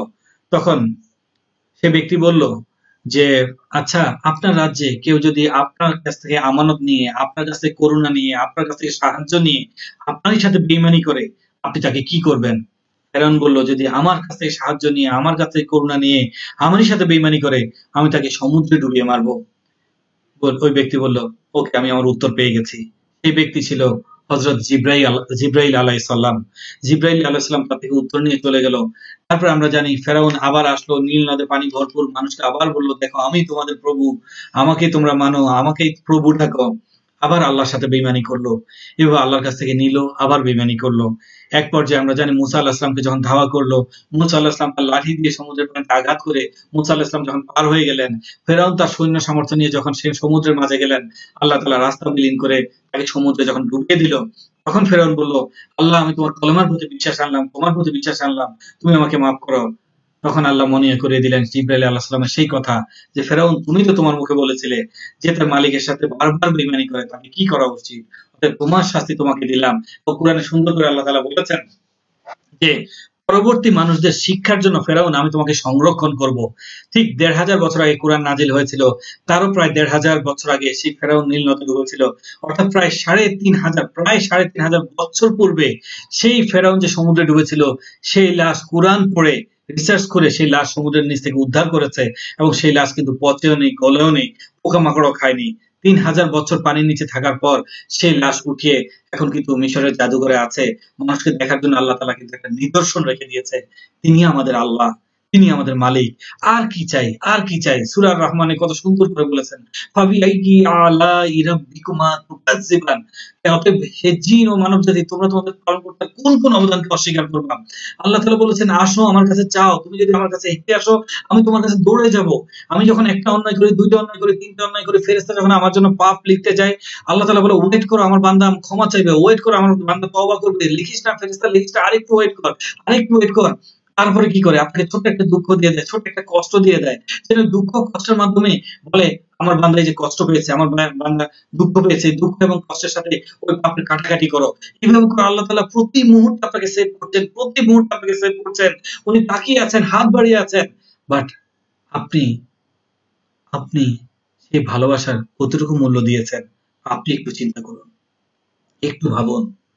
কতদিন, কত অনেকেই হয়তোবা কত রাতের পর রাত কেঁদেছেন প্রিয় মানুষের কথা চিন্তা করে। বাট কত রাত আপনি কেঁদেছেন আপনার সৃষ্টিকর্তার ভালোবাসাকে চিন্তা করে। একটি রাত তাহাজ্জুদের মাঝে একটু জায়নামাজটা ভিজিয়ে দিন চোখে পানিতে, ভালোবেসে আল্লাহকে। দেখুন ইনশাআল্লাহ জীবনে ইনশাআল্লাহ কোন না পাওয়া বলে কিছু থাকবে না। ইনশাআল্লাহ জীবন পরিপূর্ণ হবে, ভালোবাসায় পরিপূর্ণ হবে। We love someone by heart, Allah love by pain. আমরা কাউকে ভালোবাসি হৃদয় দ্বারা, আর আল্লাহ তাআলা আমাদেরকে ভালোবাসেন দুঃখ দেয়া দ্বারা, কষ্ট দেয়া দ্বারা। এটা হচ্ছে আল্লাহ তাআলার ভালোবাসা। কারণ দুনিয়া মুমিনের জন্য সুখের জায়গা না। এজন্য আল্লাহ তাআলা তার প্রিয় বান্দাদেরকে দুনিয়ায় কষ্ট দিয়ে এর বিনিময়ে তার জন্য সওয়াব উনি সেভিং করে রাখছেন, জমা করে রাখছেন, যেন বান্দা আখিরাতে অনেক বেশি সম্মানিত হয়, অনেক বেশি রিওয়ার্ডেড হয়। চলুন আল্লাহ তাআলার ভালোবাসাটা কেমন আমরা আরেকটা এক্সাম্পল নিয়ে আমরা বুঝে নেব। সেটা হচ্ছে, যেহেতু ভালোবাসার ট্রেনিং, অতএব ভালোবাসা দিয়ে একটা এক্সাম্পল দিই। সেটা হচ্ছে লাইলি এবং মজনুর ছোটবেলার একটা কাহিনী দিয়ে এক্সাম্পলটা দিচ্ছি আমাদের বোঝার জন্য। সেটা হচ্ছে লাইলি মজনু, যেটা আমরা সবাই জানি, লাইলি ছিল রাজার মেয়ে, মজনু ছিল গরিবের ছেলে। তারা একটা মক্তবে পড়াশোনা করতো এবং মক্তবে তাদের সাথে মাঝে একটা বন্ধুত্ব হয়। তারা একসাথে খেলা করতো, গল্প করতো। তো একদিন রাজার কানে চলে গেল যে লাইলি গরিবের ছেলের সাথে খেলা করে। রাজার কাছে এটা পছন্দ হলো না। রাজা লাইলির মক্তবে যাওয়া বন্ধ করে দিল এবং বলল, তোমার আজকে থেকে মক্তবে যাওয়া বন্ধ। তুমি আজকে থেকে কি করবে? রাজ্যে যত ভিখারি আসে তাদেরকে তুমি ভিক্ষা দিবে, অর্থাৎ তোমার কাজ এটা। আমি সরি। তো লাইলি তার মক্তবে যাওয়া বন্ধ হয়ে গেল। মজনু মক্তবে আসলে লাইলিকে পায় না, তার খেলার সাথীকে পায় না। মজনুর মাঝে অনেক কষ্ট লাগলো যে হায় হায় লাইলি কেন আসে না। তারপর মজনু জানতে পারলো তার সাথে খেলে বলে রাজা তাকে আসা বাদ দিল। এখন লাইলি কোথায় আছে? লাইলি প্রতিদিন রাজ্যে যত ভিখারি যায়, ভিখারিদেরকে লাইলি ভিক্ষা দেয়। তখন মজনু বুদ্ধি করে ভিখারি সাজলো। ভিখারি সেজে, কারণ মজনু যদি রাজপ্রাসাদে যায় প্রজারা আবার ধরে ফেলবে, এবার সে ভিখারি সাজলো। যে ভিখারি সেজে ভাবলো যে আমি যদিও ভিখারি সাজি, অন্তত আমার লাইলিকে তো আমি দেখতে পাবো। তো ঠিক মজনু যখন ভিখারি সেজে লাইনে দাঁড়ালো, লাইলি অনেক দূর থেকে মজনুকে দেখে চিনে ফেললো। তখন লাইলি ফিল করলো যে আমার বন্ধু আসছে। লাইলির মাঝে একটা ভালো লাগে কাজ করলো এবং লাইলি প্ল্যান করলো যে হ্যাঁ, মজনুকে আমি অনেকক্ষণ ধরে দেখবো। ঠিক একইভাবে মজনু যখন আসলো, লাইলি তখন জব দিচ্ছিল। জব চিনেন? জবটা জব গমের মতো একটা শস্য। জব দিচ্ছিল তাদের সবাইকে। তো যেটা গুড়া গুড়া জবটা, অনেক ছোট ছোট। তো দিচ্ছিল। যখন মজনু সিরিয়া আসলো, মজনু লাইলির দিকে তাকিয়ে রইলো।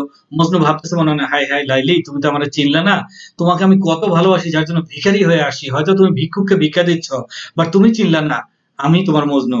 আর লাইলি কি করলো, তার হাতে যে জবগুলো ছিল এই জবগুলো মজনুর হাতে দেওয়ার জায়গায় মাটিতে ছুঁড়ে ফেললো। যখনই ছুঁড়ে ফেললো, সঙ্গে সঙ্গে প্রহরীরা দৌড়ে আসলো।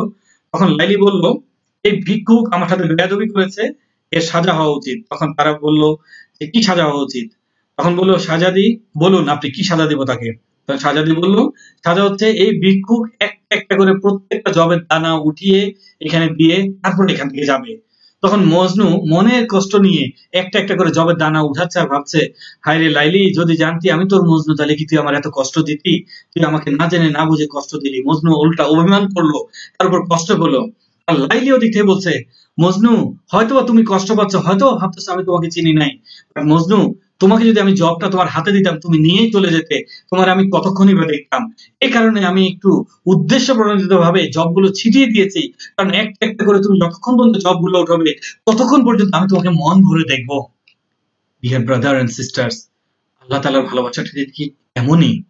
আমরা তো সবাই বিপদে পড়লে আল্লাহর কাছে যাই, বিপদে পড়লে কান্নাকাটি করি, বিপদে পড়লে নামাজ কালাম বাড়িয়ে দিই, বিপদে পড়লে বলি আল্লাহ এই কাজটা আর করবো না, আর করবো না, আল্লাহ মাফ করে দাও, আল্লাহ মাফ করে দাও।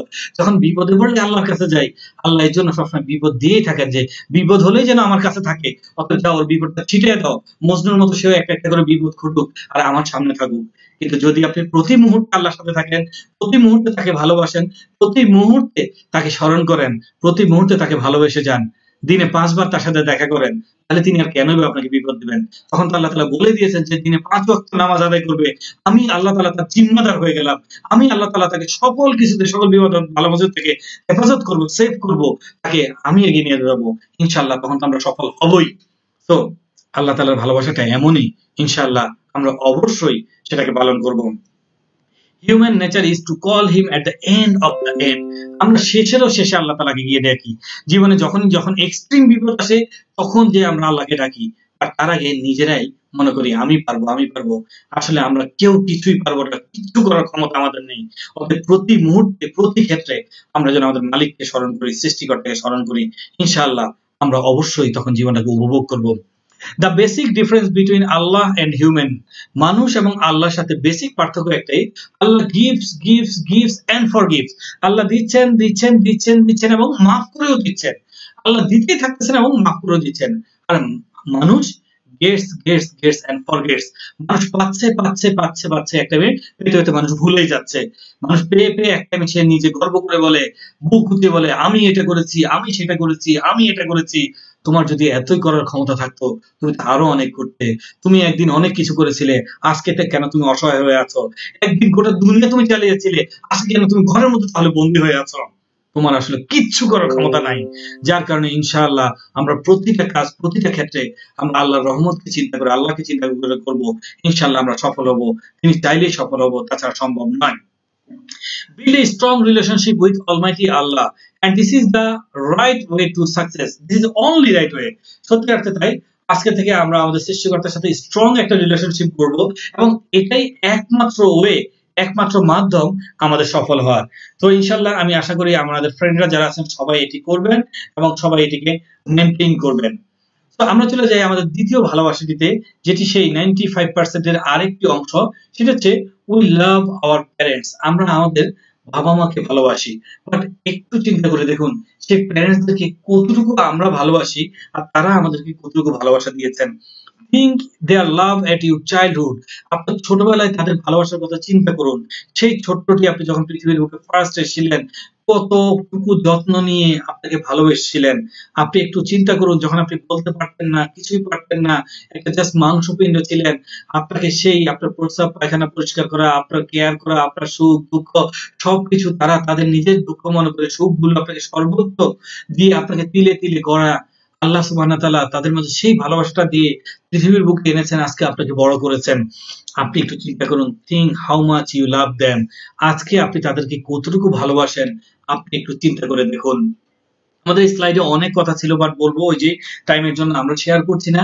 বাট আমি জাস্ট রিয়েলাইজ করতে বলবো আপনাদেরকে, একটু চিন্তা করুন সেই ছোট থেকে স্টিল নাও এখন পর্যন্ত আপনার ভালো বাবা মা আপনি কিভাবে ভালোবাসছেন, আর আপনি তাকে কতটুকু ভালোবাসেন। Those faces never become old. ওই চেহারাগুলো তো কখনোই ওল্ড হয় না। সেই চেহারাগুলো যখনই দেখেন তখনই ভালো লাগে, যখনই দেখেন তখনই ভালো লাগে। মনে রাখবেন, one day you feel them but can't find. একটা দিন আপনি তাদেরকে ফিল করবেন, হয়তোবা সেদিন আর তাদেরকে পাবেন না। আজকে আমরা আমাদের অবস্থান থেকে মনে করছি এই করে নেই, সেই করে নেই, সফল হয়ে নেই, এটা করি ওইটা করি, তারপরে ভালোবাসবো।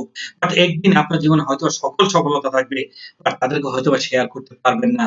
দ্যাটস ওয়াই এখন থেকেই তাদেরকে নিয়ে আপনার ফার্স্ট প্রায়োরিটিটা হবে। আর এই কারণে স্যালিউট আরেকবার আমাদের এক্সেলেন্ট ওয়ার্ল্ডকে, স্যালিউট আমাদের honourable CEO and managing director Royal Rana স্যারকে, যে আমাদের ফার্স্ট ড্রিমটাই দেখিয়েছেন আমাদের স্যার, যে ফার্স্ট তুমি জিএম হও, ওমরা করো, আল্লাহর ঘরকে জিয়ারত করে আসো, আল্লাহর সাথে ভালোবাসা করো। সেকেন্ড, তুমি তোমার অবস্থান থেকে তোমার গাড়িটি নিয়ে বাবা মাকে সেই গাড়িতে উঠাও এবং মায়ের আঁচল তৈরি করো। আলহামদুলিল্লাহ, কত চমৎকার একটা প্ল্যানিং। যদিও এই ট্রেনিংটি আজ থেকে 10 বছর আগের, বাট আমাদের কত সুন্দর মিলে গেছে এই ট্রেনিং এর কথার সাথে আমাদের স্যারের স্বপ্নটুকু। আলহামদুলিল্লাহ।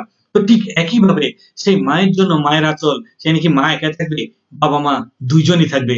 রাসূল সাল্লাল্লাহু আলাইহি ওয়াসাল্লামের কাছে একদিন এক সাহাবী এসে জিজ্ঞেস করেছিলেন, ইয়া রাসূলুল্লাহ, আমি আমার বাবা মার মাঝে কাকে বেশি ভালোবাসবো? রাসূল সাল্লাল্লাহু আলাইহি ওয়াসাল্লাম বললেন, মাকে। তার সে সাহাবী জিজ্ঞেস করলেন, তারপরে কাকে? রাসূল সাল্লাল্লাহু আলাইহি ওয়াসাল্লাম বললেন, মাকে। দেন আবার জিজ্ঞেস করলেন, তারপরে কাকে? রাসূল সাল্লাল্লাহু আলাইহি ওয়াসাল্লাম বললেন, মাকে। তারপরে চতুর্থবার যখন জিজ্ঞেস করলেন, তারপরে কাকে? তখন বললেন, বাবাকে। তো মায়ের স্যাক্রিফাইস আমরা জানি, গত ট্রেনিং গুলোতে অনেক জেনেছি।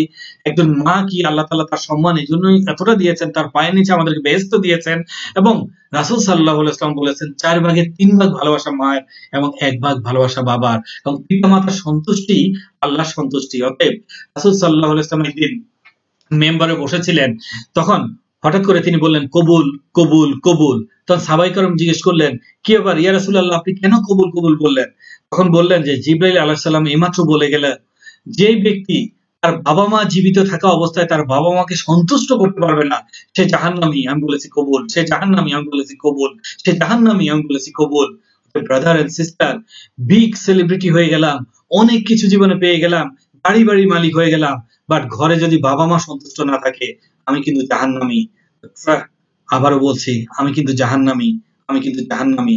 অতএব একটু খেয়াল করে দেখবেন, একটু মনোযোগ দিয়ে শুনবেন কি করা উচিত। আমরা জানি মুসা আলাইহিস সালামের সেই কাহিনী। মুসা আলাইহিস সালাম একদিন তা আল্লাহ সুবহানাহু ওয়া তাআলাকে জিজ্ঞেস করেন, আল্লাহ, আমার সাথে, আমি তো তোমার পয়গম্বর, আমাকে তো ইনশাআল্লাহ তুমি জান্নাতে নেবেই, আমার সাথে কি জান্নাতি হবে? তখন আল্লাহ তাআলা বলেছিলেন, যাও অমুক জায়গায়, গেলে তুমি দেখতে পাবে জান্নাতি কে, তোমার সাথে কে জান্নাতে যাবে। আমি খুব সংক্ষেপে বলছি। তিনি দেখলেন এক কসাইয়ের কাছে গেলেন, গিয়ে দেখলেন ওই কসাই মাংস কাটার সময় খুব নরম যে মাংসটুকু কুচি কুচি করে কিমা বানিয়ে আলাদা রেখে দিলেন এবং মাংস বিক্রি করে বাড়িতে গেলেন। বাড়িতে গিয়ে সে কিমা করা মাংসটা রান্না করে তার বাড়ি থেকে তার একেবারে বয়স্ক মা, চলতে পারে না ফিরতে পারে না, তাকে কোলে করে নামালেন, গোসল করালেন, গোসল করিয়ে গা মুছে দিয়ে সেই রান্না করা মাংসটি মাকে খাইয়ে দিচ্ছেন। আর তখন মা সুন্দর করে দোয়া করছেন, আল্লাহ, তুমি আমার ছেলেকে এই জামানার পয়গম্বর মুসা আলাইহিস সালামের সাথে জান্নাতে নিও। তখন মুসা আলাইহিস সালাম বুঝে গেছেন তার সাথে কে জান্নাতে যাবে। তো ঠিক ঠিক মা এমনই একটা জিনিস, মায়ের দোয়া যারা পেয়েছি,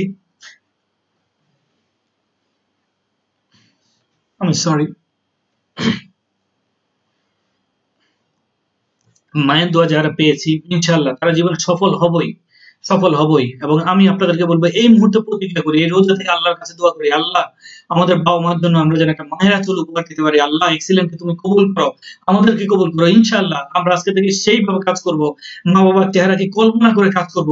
ইনশাআল্লাহ আমাদের মূল টার্গেটই হবে আমাদের বাবা মাকে একটা মায়ের আঁচল ইনশাআল্লাহ আমরা উপহার দিব। ইনশাআল্লাহ আমরা পারবো। আমি কি পারবো? আমরা সবাই, আমি আশা করি অবশ্যই আমরা পারবো, অবশ্যই পারবো। মায়ের পাগলামি যে কত পাগলামি, আসলে না বললেই নয়। সুমন্ত আসলাম, যার লেখা আমি খুব পড়ি, আমার খুব মনে পড়ছে তার একটা রিটার্নের কথা, অনেক আগে তিনি লিখেছিলেন, সেটিও প্রথম আলোতে লিখেছিলেন। সুমন্ত আসলাম তার মায়ের সাথে প্রতিদিন কথা বলতেন। তো কথা বলতে অন রিকোয়েস্টে বাড়ির পাশের কারো মোবাইলে কথা বলতেন। একবার গ্রামে গেলেন, গিয়ে মাকে একটা মোবাইল দিলেন। যার সাথে সাথে মা বললো, কি দরকার ছিল বাবা, এমনি তো কথা বলি মানুষের, তোর এমনি অনেক কষ্ট, তুই কেন আবার টাকা পয়সা খরচ করলি? তার মা না, দুনিয়ার সব মায়েরই একটাই কথা, যে মা তোমার জন্য কি আনবো? মায়ের একটাই উত্তর, বাবা কিচ্ছু লাগবে না, তুই আয়, তুই আসলে আমার সব। মায়েদের চাওয়া একটাই সন্তান। তো ঠিক সুমন্ত আসলামের মাও বললেন যে, কেন তুই আমার জন্য এটা করতে গেলি? সব মাই এটাই বলে, মায়ের জন্য কোনো উপহার না, মার কাছে সন্তানটাই বড় উপহার, ভালোবাসাটাই বড় উপহার। তারপর মা বললো, আমি তোকে চালাতে পারি না, কেমনে চালাবো বাবা? তখন সুমন্ত আসলাম শিখিয়ে দিলেন, মা কিছু করতে হবে না, তুমি শুধু চার্জে দিবা, আর এই যে সবুজ বাটনটা আছে তোমার মোবাইল যখনই বেজে উঠবে, সবুজ বাটনটা চাপ দিয়ে আমার সাথে কথা বলবা, আর কিছু করতে হবে না। তো মাও শিখে গেল যে সবুজ বাটন চাপ দিবে, চাপ দিয়ে কথা বলবে, শিখে গেল। সুমন্ত আসলাম শহরে চলে আসলেন, ঢাকায় চলে আসলেন। এসে মাকে প্রতিদিনই ফোন দেয়, মা কেমন আছো, খাইছো নাকি? মাও সবুজ বাটন দিয়ে কথা বলে, হ্যাঁ বাবা খাইছি, এই সেই প্রতিদিন কথা বলে। তারও ভালো লাগে, মায়েরও ভালো লাগে। তো একদিন মাগরিবের সময়, সন্ধ্যার সময় হঠাৎ করে সুমন্ত আসলাম একটু মাগরিবের আজান দিয়ে দিচ্ছে, তো একটু দেরি করে উনি ফোন দিলেন মাকে। তো একবার ফোন দিলেন, দিয়ে পরে ভাবলেন হয়তো মা নামাজে দাঁড়িয়ে গেছে, উনি আর ফোন ব্যাক দ্বিতীয়বার কল দিলেন না। না দিয়ে দিন শেষ হয়ে গেল এভাবে। সন্ধ্যা গড়িয়ে রাত গড়িয়ে ভোর, ফজরের নামাজে ওয়াক্তে যখন উঠলেন, প্রায় সময় উনি ফজরের সময় উঠলেই মাকে ফোন দেন, কথাবার্তা বলেন। তো ওই দিন ফজরের সময় তিনি মাকে আবার কল দিলেন। তো সুমন্ত আসলাম বলেন, কল দিয়ে যখন আমি কানে মোবাইলটা ধরলাম, আমার রিং একটা বিপ হয়ে কুলালো না। রিং হওয়ার আগে ওই পাশে ধরে মা হাউ মাউ করে কাঁদছে, বাবা কেমন আছিস তুই, তুই ভালো আছিস, তুই সুস্থ আছিস, তোর কি অবস্থা, মামা তুমি এমন করছো কেন, তোমার কি হয়েছে, তুমি কেন এরকম কাজ করছো, চিৎকার করতেছো কেন? বলে বাবা তোর কণ্ঠ শুনছি, তুই ভালো আছিস সুস্থ? হ্যাঁ মা আমি ভালো আছি, আমি সুস্থ আছি। কেন তুমি এমন করছো, এত পাগলামি করছো কেন, কি হয়েছে তোমার, বলো মা কি সমস্যা? বললো বাবারে, তুই যখন সন্ধ্যার সময় কল দিয়েছিলি তখন আমি নামাজে মাগরিবের নামাজ পড়তেছিলাম, তোর কল আমি ধরতে পারি নাই। তারপরে থেকে আমি ভাবলাম আমার সোনা কল দিয়েছিল, কি হয়েছে না হয়েছে, আমার ছেলে কেন কল দিয়েছিল, আমি তো আর কল করতে পারি না বাবা। সেই সন্ধ্যা থেকে আমি তোর ওই মোবাইলের সেই সবুজ বাটনটার উপর আঙ্গুল দিয়ে বসে আছি, তুই কখন কল দিবি, আমি তোমার সাথে কখন একটু কথা বলবো। তখন থেকে আমি আর এক ফোঁটা পানিও খাই নাই, আল্লাহর কাছে খালি দোয়া করছি, আল্লাহ আমার সন্তানকে সুস্থ রাখো, ভালো রাখো, সন্তানকে সুস্থ রাখো, ভালো রাখো, খালি এশার নামাজটা পড়েছি, সারা রাত নামাজ পড়েছি, দোয়া করেছি, আর এই সবুজ বাটনে আমি আঙ্গুল দিয়ে রাখছি কখন তুই কল দিবি। এই ফজরের সময় তুই কল দিবি, তোর সাথে কথা বললাম, আমার কলিজা ঠান্ডা হলো। This is mother. প্রত্যেকটা মা এভাবেই ভালোবাসে। প্রত্যেকটা মায়ের জন্য আমার স্যালুট, ভালোবাসা। ইনশাআল্লাহ আমরা আমাদের প্রত্যেকের মাকে সেভাবে ভালোবাসবো, মায়ের আঁচল উপহার দেবো। আজকেই যার যার মাকে ফোন করে বললো, মা তোমাকে ভালোবাসি, তুমি দোয়া করো তোমাকে যেন আমি তোমাকে মায়ের আঁচল উপহার দিতে পারি। ইনশাআল্লাহ সকল ফাইটার আমরা আমাদের প্রত্যেকের মাকে একটা মায়ের আঁচল উপহার দিব এবং আমরা মায়ের কাছ থেকে দোয়া নিয়ে নেব। ইনশাআল্লাহ আমি আশা করি প্রত্যেক ফাইটার ইনশাআল্লাহ আমরা পারবো। দেন আমরা চলে যাই আমাদের নেক্সট পার্টে, উই লাভ আওয়ার চাইল্ড। আমরা ভালোবাসি আমাদের সন্তানদেরকেও। মনে রাখবেন, everyone first learn from there family. প্রত্যেকে তার ফ্যামিলি থেকে শিখে। অতএব আপনি আজকে আপনার বাবা মার সাথে কি করছেন, মনে রাখবেন একদিন আপনার সন্তান আপনার বাবা মার সাথে সেই কাজটাই করবে। অতএব আপনার সন্তানকে আপনি সেভাবে মানুষ করুন এবং তাদেরকেও শেখান। আপনি তাদের সামনে আপনার বাবা মার সেই সেবাটা করুন যেটা আপনি একদিন চান। Every parent should be the best friend of the child. আপনি হয়ে যান আপনার বাচ্চার সবচেয়ে বড় বন্ধু। আপনি বাচ্চাকে বন্ধু হিসেবে সবকিছু শেখান, সেই জন্য আপনার সবকিছু তার ফিলিংস গুলো আপনাকে শেয়ার করতে পারে। তাহলে ইনশাল্লাহ জীবনটা অনেক সুখের হবে। All parents should understand their child. প্রত্যেক বাবা মা তার বাচ্চাকে অনেক বেশি আন্ডারস্ট্যান্ড করা উচিত। Confirm for them which you missed. আপনি আপনার জীবনে যে ছোট ছোট অনেক জিনিসগুলো মিস করেছেন, তারা যেন সেটি না মিস করে, তাদের শৈশবটা যেন অনেক সুন্দর হয়, সেটি আপনারই দায়িত্ব এবং ইনশাল্লাহ আশা করি আপনি সেটা পারবেন।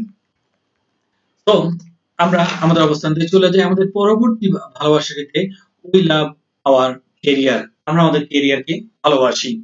হচ্ছে ফ্রম চাইল্ডহুড, ছোটবেলা থেকেই আমাদেরকে একটা জিনিসই শিখে আসা হচ্ছে, সেটা হচ্ছে হ্যাভ এ ওয়ান ড্রিম, একটা জব। সে ছোট থেকে শিখে আসা হচ্ছে জব, যার জন্য 10 থেকে 15 বছর 16 বছর পড়াশোনা করি, বাট সেই জব কিন্তু আমাদেরকে ধরা দেয় না। when other finish we just start। একটু চিন্তা করুন, যখন অন্যরা শেষ করে আমরা শুরু করি। দেখেন ক্রিকেট যারা খেলে 16-17 বছর বয়সে শুরু করে 30-32 বছর বয়স হলে অবসর নিয়ে নেয়, আর আমরা পড়াশোনা করতে করতে 30 বছরের মতো শেষ করে ফেলি, তারপরে চাকরি খুঁজতে যাই। মনে রাখবেন, choose the job you like and you will never work.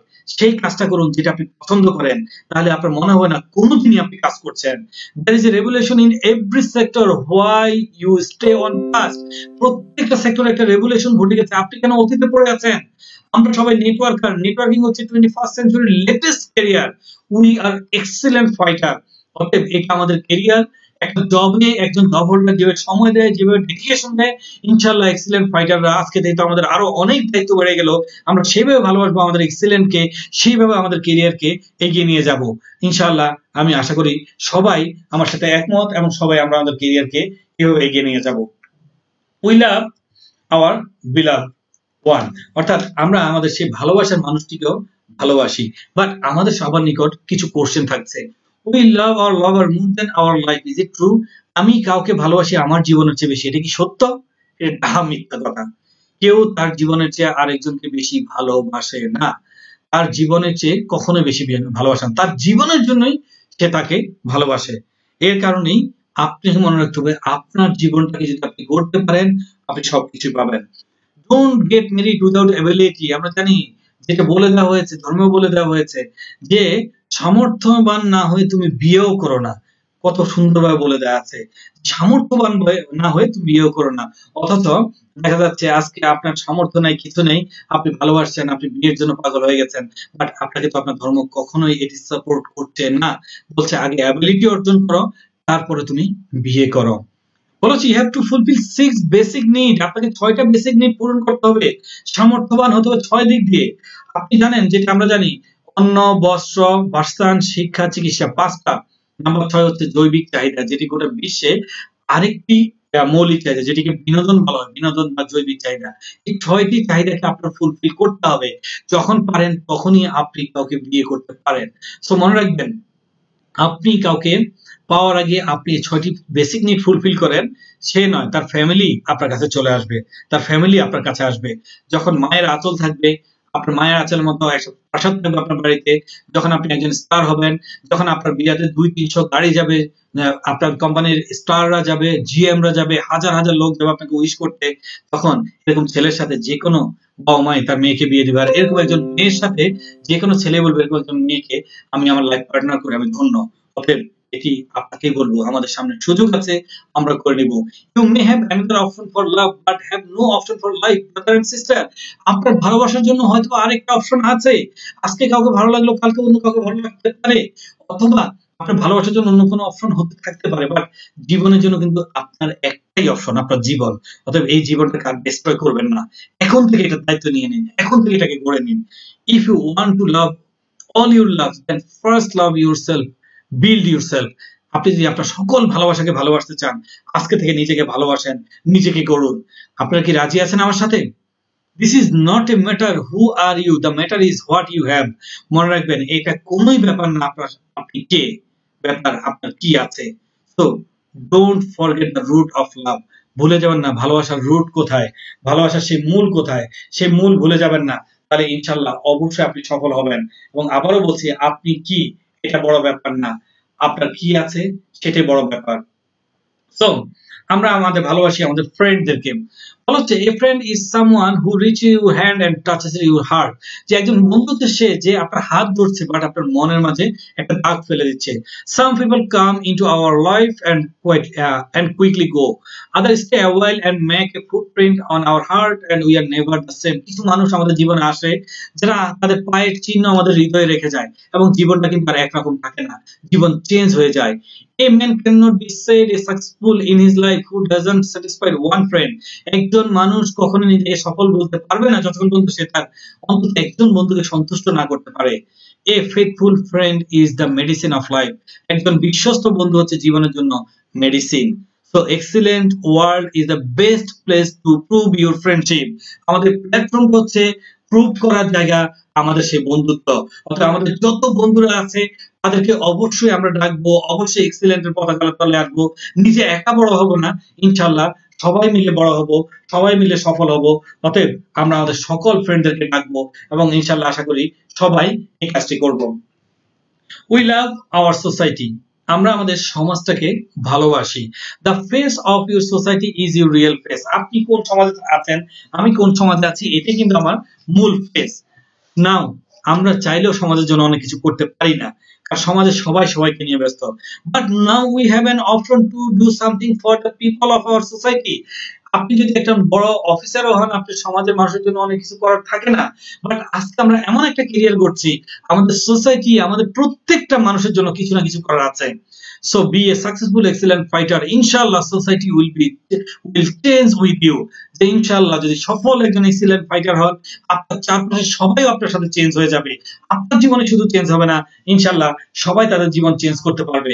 কারণ যখন এক্সিলেন্টের পতাকা তলে সবাই আসবে, শুধু তারা হেলদি লাইফই পাবে না, তারা হ্যাপি একটা লাইফ পাবে। উই লাভ আওয়ার কান্ট্রি, আমরা আমাদের দেশকে ভালোবাসি এবং বলবো সবাই সর্বোচ্চ সম্মান করবো আমাদের জাতীয় পতাকাকে। একটু চিন্তা করুন, বলা হচ্ছে দেশ প্রেম ঈমানের অঙ্গ।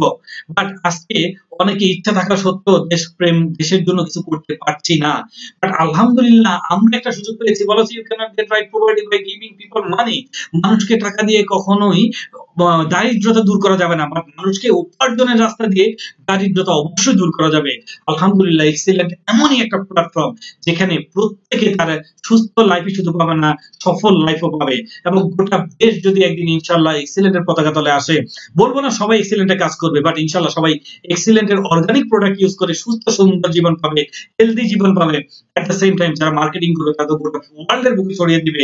আর এই বাংলাদেশে শুধু না, গোটা বিশ্বের বুকে ইনশাআল্লাহ এক্সিলেন্ট ফাইটাররা আমরা কাজ করে গোটা পৃথিবী থেকে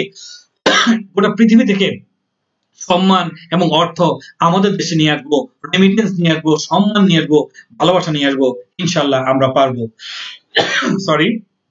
সো হোয়াই উই লাভ, চলুন আবার চলে আসি, আমরা কেন এই ভালোবাসাগুলোকে ভালোবাসি একটু জেনে নিই। চলুন আমরা কেন ভালোবাসি, বিকজ উই লাভ আস। এই ভালোবাসাটুকু এই কারণে, কারণ আমরা আমাদের নিজেকে ভালোবাসি। A person doesn't love someone or something more than him or her. একজন মানুষ কখনোই তার নিজের চেয়ে বেশি কাউকে অথবা কোনো কিছুকে ভালোবাসে না।